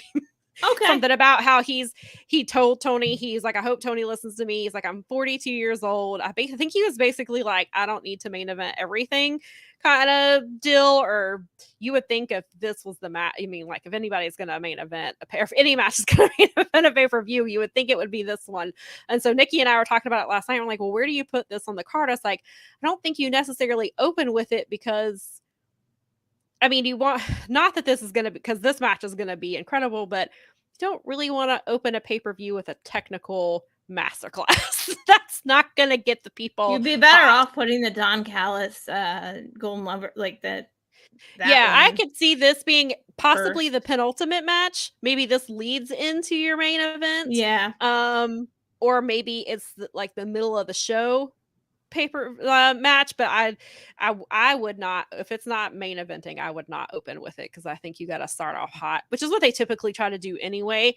But this, they have better choices to open the show for a fast start. I mean, honestly, like they've got like so many multi-man things they can do at the beginning. They could do that tag. They could do the tag team match. Yeah, FTR Aussie Open.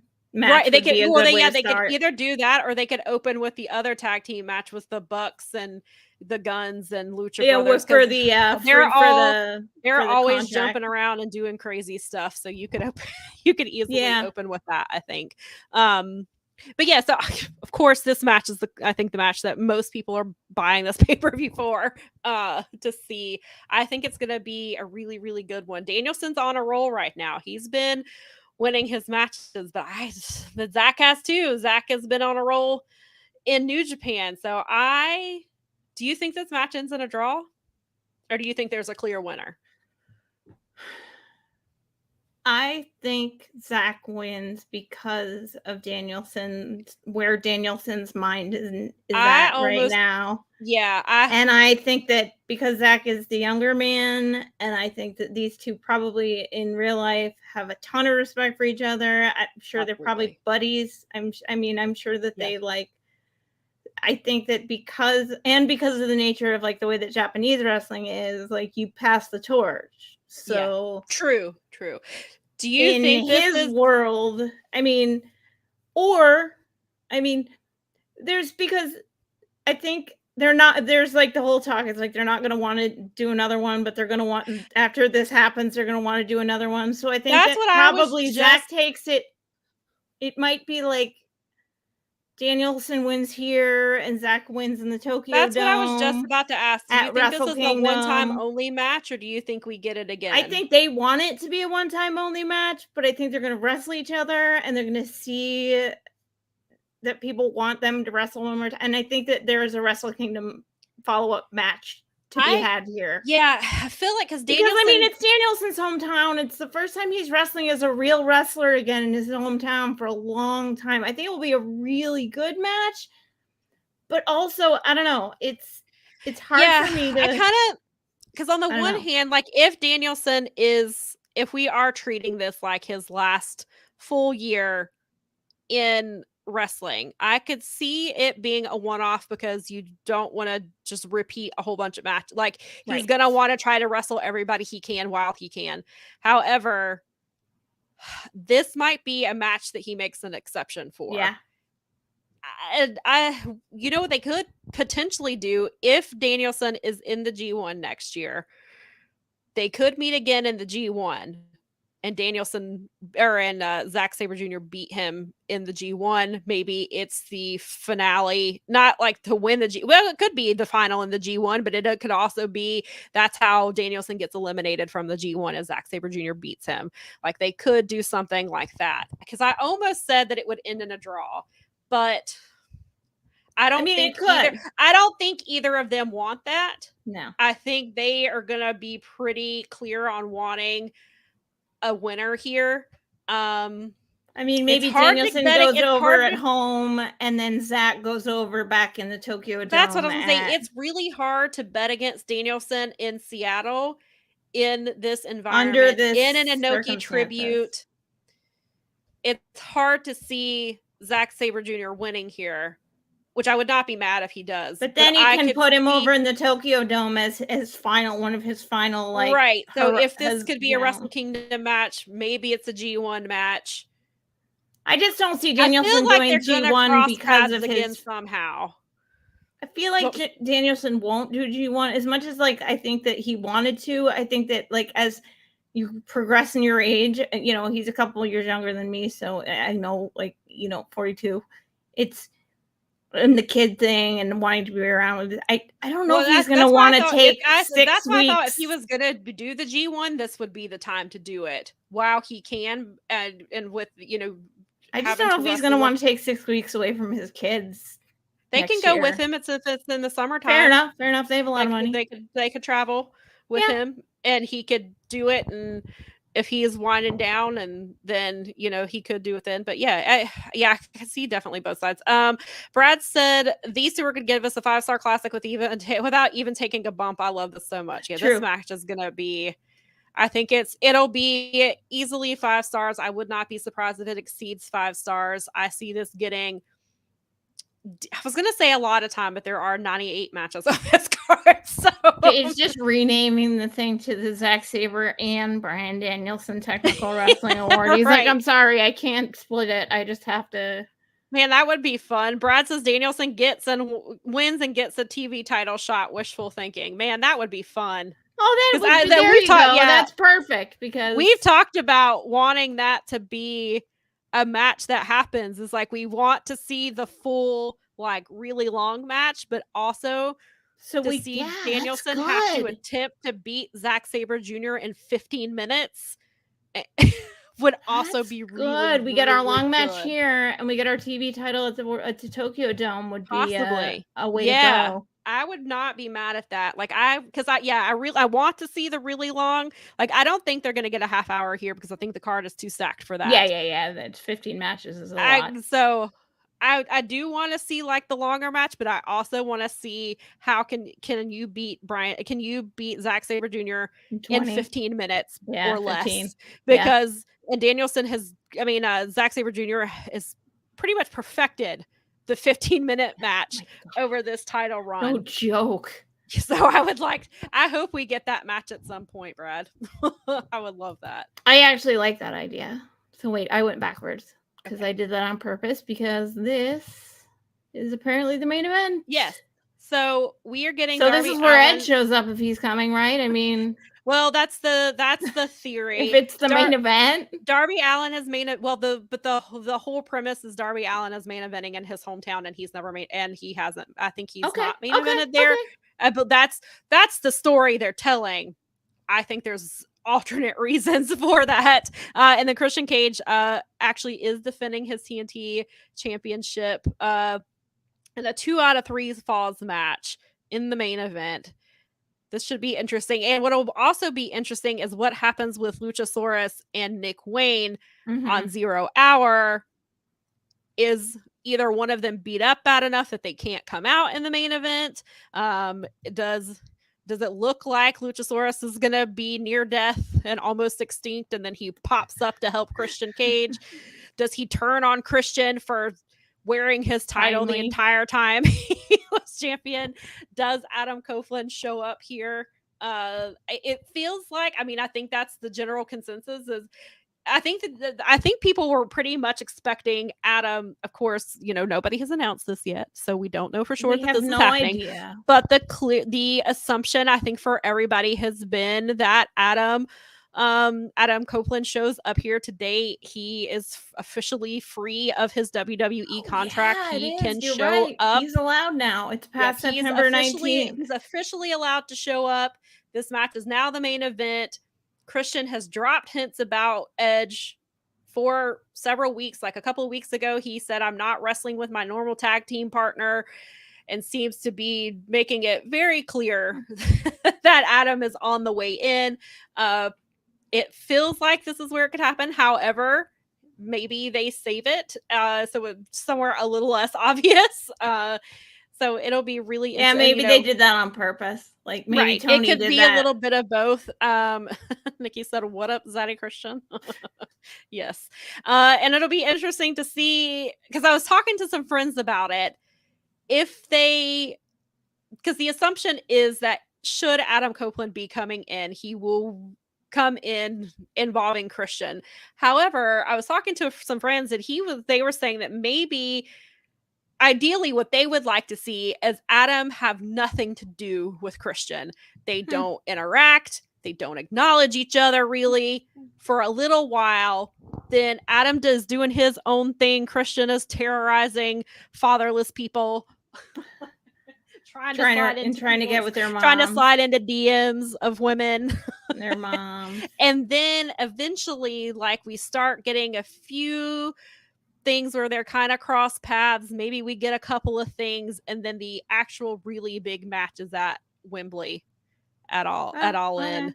And you have the big thing. And then he was like, and then you could have Christian turn babyface, and then that sets up the tag team run where they go back and wrestle the Hardys again, get the Young Bucks match finally. Maybe they wrestle Aussie Open or like one of the younger talents and kind of do their thing, and then they go out on top or something like that. So, which would be interesting, but it also I could see because Christian keeps, but I also can't tell if Christian is playing the internet and just poking fun at rumors. I do think, regardless, whether he shows up today or not, I do think Adam Copeland comes to AEW.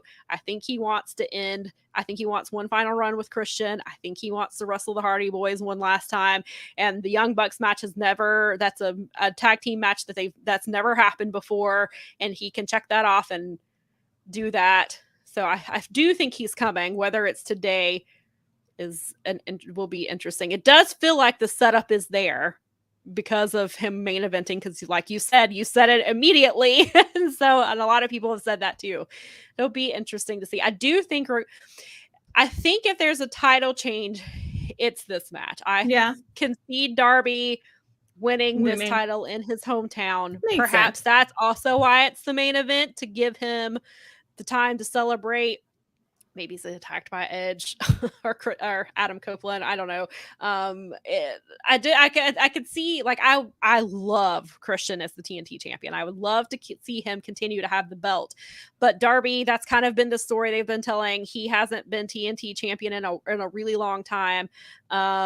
So I could see Darby winning here, but I would prefer, and then maybe we have Christian chasing the TNT title because it's been his precious, right? It's been his precious, and so maybe that's it for the next few months. Maybe that's how he doesn't acknowledge Adam Copeland. He's too busy, blinded by his precious, that he has to there get it back. So, what are your thoughts on this one? I guess I like Darby for this match, just because now that you're saying all the things that you're saying and that they're main eventing and everything else, I mean, it does seem sort of natural for him to kind of get the belt and get him back in that scene. And Christian, I mean, obviously he can do whatever he needs to do right now. And I mean, maybe he wants to go. A loss here is not going to hurt Christian by any There's means. Plenty of other fatherless people in the world. He can go terrorize them. I mean, maybe he'll start like, poor -1 needs to stay the F away from this guy. That has been brought up quite a few times. I'm older, I can take it, but geez, I can't have some poor kid. Right. Like, keep him away. Is there any match that you think is like the sleeper match of the show, or the one that you think is going to steal the show that people aren't talking about, or maybe they are talking about it? The Yuta Ricky Starks match could actually be like way better than. I think that could overperform. I would agree. I think that could be a really good one. It's not a sleeper, because I think a lot of people are looking forward to Hangman and Swerve, but I think that match is going to I think it's going to be, it'll be good regardless, but I feel like it's going to be better than people think it's going to be. Like, I feel like that one's really going to be, I mean, clearly I think Danielson and Zack Sabre Jr. still the show. I think that, but I think that's a given. But I think that those two, really, I think Yuta and Ricky Starks. It could be just one of those weird, like, I think Hangman and Swerve is going to be awesome because that's like too pure. I think they will wrestle. I think it will be awesome, right? Because they can certainly. Right. The women's match could actually be a good match. Like they could. Yeah, I think it'll. Yeah, hopefully they'll get a little time and they'll get a chance to do a match. I was just about to say, I hope they get some time. I'm betting, because there's so many matches, I am gonna say they get 8 minutes. That's 8, my guess. Yeah, I'd love to see them get 20, but I know that's a big ask. I would like to see 10 or 12, but just because of the way they've been booking things, and there's so many matches on this card, I'm guessing about even 15 would be nice. I mean, would be. They could work a match. Like, Julie's getting somewhere. She's not like there, but it could be good. It could be good for both of them. Give her some time. Yeah. And so Brad asked the question that we were going to ask. So Mel, I will let you, since you have it, I will let you ask the question. Because I put it in there at the end. What is the new era? Right. And so that's also where that's what Brad asks, what the speculation of the new era is. Right, like, so I put, my question was, what do you think is coming / what's the new era? What do you think Tony Khan? I do feel like someone is coming in, whether it's Mercedes, Adam Copeland, Mariah May, somebody. I feel like it's all of the especially above, because maybe. nobody came at All Out. Perhaps Thunder Rosa returns. Oh yeah, there. Perhaps there's that. So I feel like somebody is returning or somebody makes their debut here. I will say, I don't think this is the new era, but I would like to say, as I said on Twitter last night, I hope that this new era includes more women's matches on pay-per-views and that they have a minimum of 2 matches on the main card, not on 0 Hour, but on the main card, and that you're not randomly throwing 4 women into a match to get more women on the card. Like that you have 2 matches and you put some actual effort into your women's division. However, that is a big ask for them. So I hope it's included in whatever the new era is, but I can't. So I don't know if the new era is Tony. I don't think Tony bought any company. I don't think he bought NWA. I don't think he bought New Japan. I don't think he bought any of those. Like, I don't think that's it.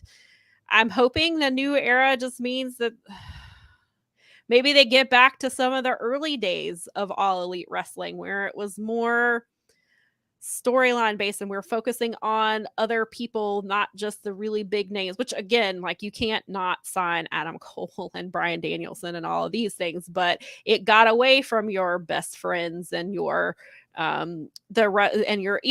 clearly we saw Orange Cassidy get a really big push this year, but he was somebody that was there in the beginning, and you've got your Santana and Ortiz and like those type of people. So maybe it gets back to that a little bit, but I'm not quite sure what. I do feel like somebody's coming. That's my big speculation and the boiling hot take, which is clearly I think a lot of people's take is somebody is coming, and it's spicy hot.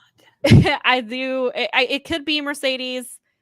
I'm leaning more towards Adam Copeland coming in at some point. Maybe we get some more of whatever happened on Wednesday. Maybe we get some more references to it, perhaps, especially because MJF is. So maybe MJF is like backstage with somebody and is like on the phone with Adam Cole, and I was like, I'm not the one who attacked Jay White. I don't know who would do something like that, or something like that, but I don't know. So what are your thoughts on the new era? I mean, I hope the new era, I want the new era to be a streaming deal with somebody, and that Max just acquired whatever's left of BR lot, right there. And and I think that thing starts, is it October the 5th that thing starts, where you can add Bleacher Report, like if you are it's going to be Bleacher Report Sports, it's going to be you can add the add-on of Max for like $5.99 or it's going to be a sports, there's going to be a sports tier. Most people are, I think most of us think it's going to be somewhere between $20 and $25 extra, because that's what they're talking about right now with the sports bundle, sort of doing a similar feel to, but it could be anything. But that would include the pay-per-views. Yeah. If I, were to say that, like, that was, but right. I feel like I would like for the new era to be that, because everything's the way it, like, we've got the streaming deal, so ROH is going to be on ROH and AEW is going to be on AEW. Not that I don't think that the ROH belt should be featured on. Yep.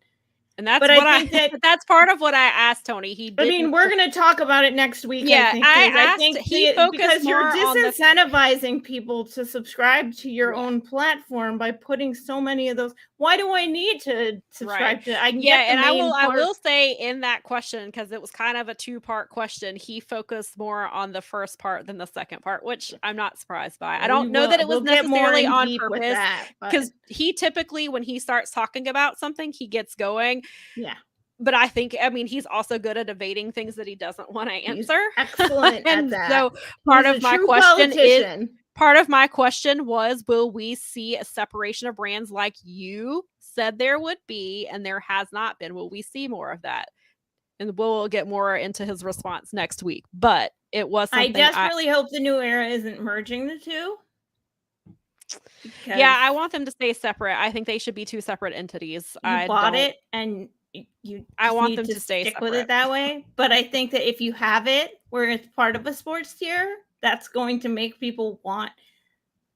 I mean, you've got both, because then I So get my perhaps AEW that's why the pay-per-views, people and who I have can the actually, like, because I already have Max, and I So might do want I. the sports, and so I Right. might add the tier, and I might do the Right. thing, and And it saves me from paying, well, not $50 a month because I split it with a friend, but still, but it still, would be. I mean, the Yeah, and value over the course of, if they're gonna have, I mean, they already have, what, like 8, and they're talking about adding up to well, 12. he said on the call that, I mean, I do agree with the speculation. There probably is going to be a monthly. He said on the call, he's like, because somebody asked him and he was like, I never said that there would be 12 pay-per-views. And he said, maybe it's 8, maybe it's 10.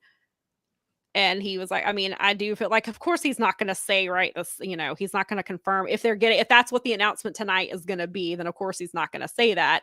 But he was like, I never said that. He did say that he would like Wrestle Dream to be an annual pay-per-view. He wants to honor Antonio Inoki on a yearly basis. He thinks it's a good way for the American wrestlers to honor him, and for American fans who watch the New Japan product, it's a way for them to be able to honor Antonio Inoki's memory as well. I do feel like there probably is 12 pay-per-views. He's just not going to flat out say that until an announcement is made.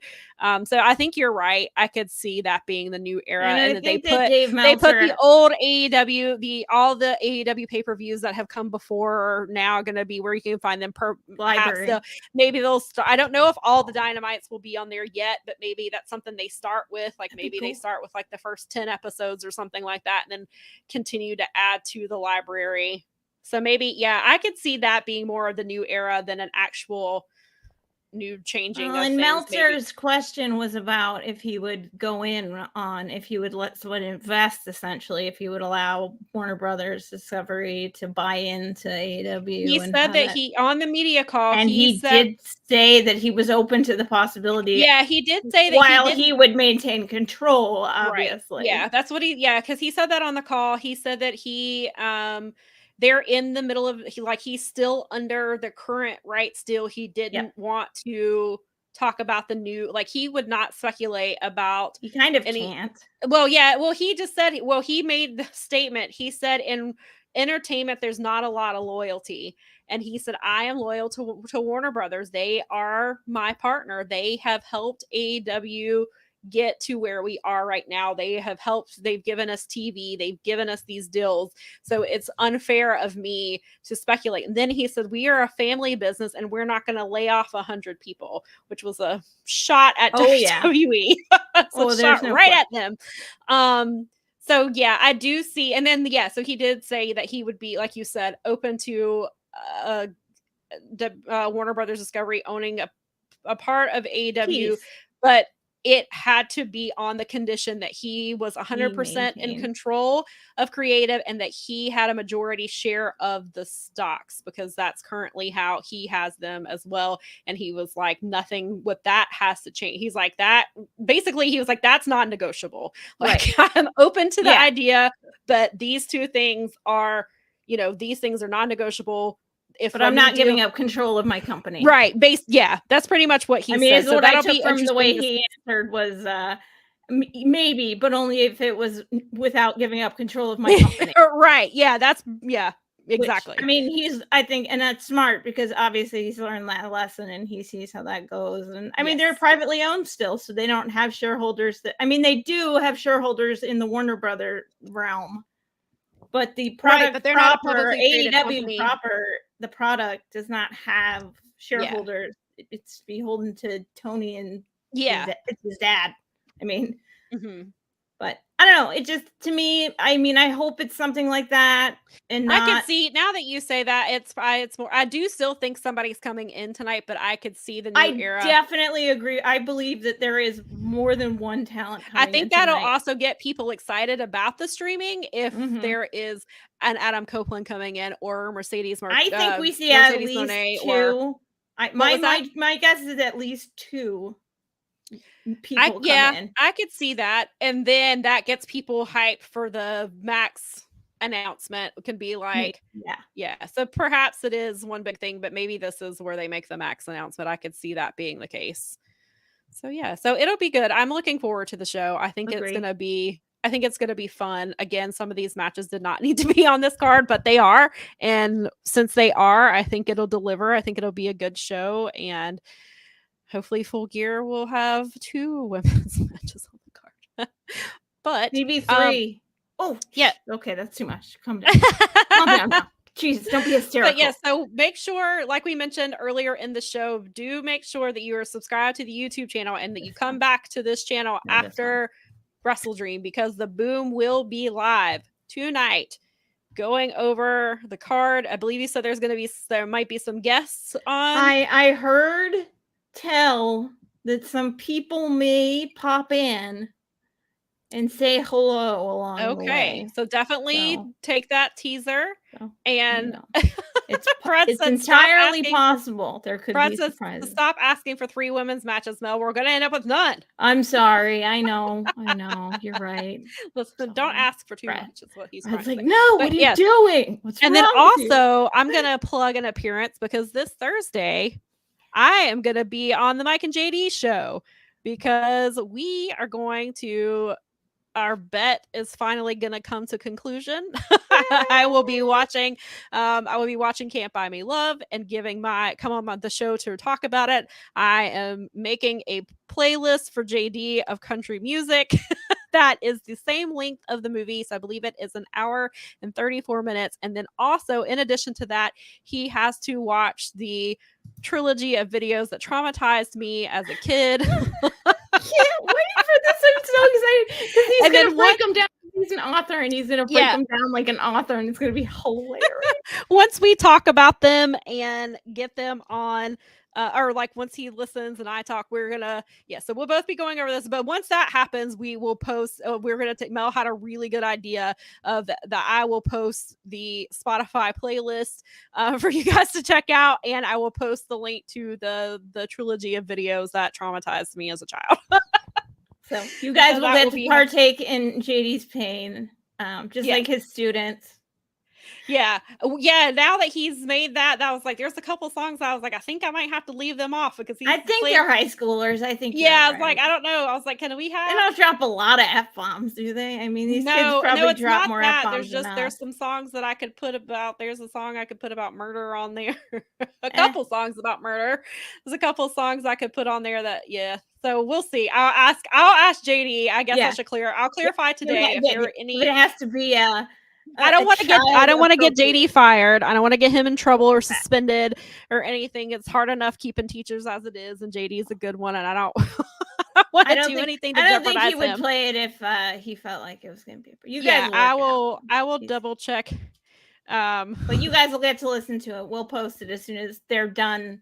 Yes, with their we will post that. And Nikki said, "Don't be hysterical, made me laugh." I love using it. It's the most funny. It is very funny. But so we will definitely do that, and I will post the link to it if you want to watch that show live. I will post the link, obviously, to my Twitter, but I will post it to Powerbombshells Twitter as well. So we have USVA guy says, if you guys are going to come to Fighting Spirit Unleashed, drop by the Team New Japan USA booth and say hi. I wish I was going to that. I want to. Man, I bet that booth is awesome.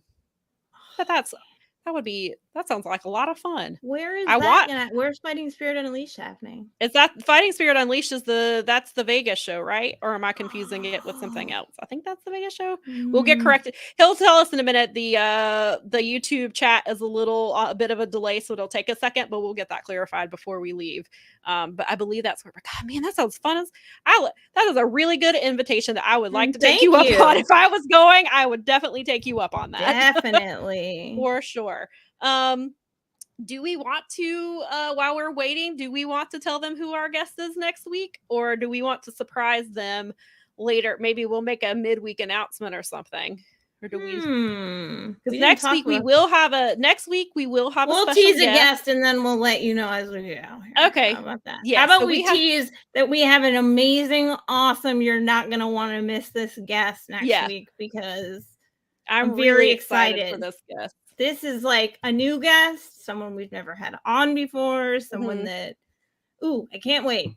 Yeah, I'm really excited. So we will make that announcement probably sometime this week. So you're going to pay attention now. Yes, but definitely make sure you join us live next week because I think that you will enjoy this guest. Okay, if you subscribe to our Patreon, you get a free invitation. Even at the $5 level, you get a free invitation to our Discord. And sometimes we cheat information out there first. Sometimes information gets leaked over there. Sometimes you people hear it before the wider general public hears it. And we do have Powerbombshells channel. And I do appreciate you guys interacting with me during the week. That's awesome. I love it. I really appreciate it. So great. But check us out. Yes, and we did get clarification that it will be Las Vegas. I will not be in Vegas. I wish that I was.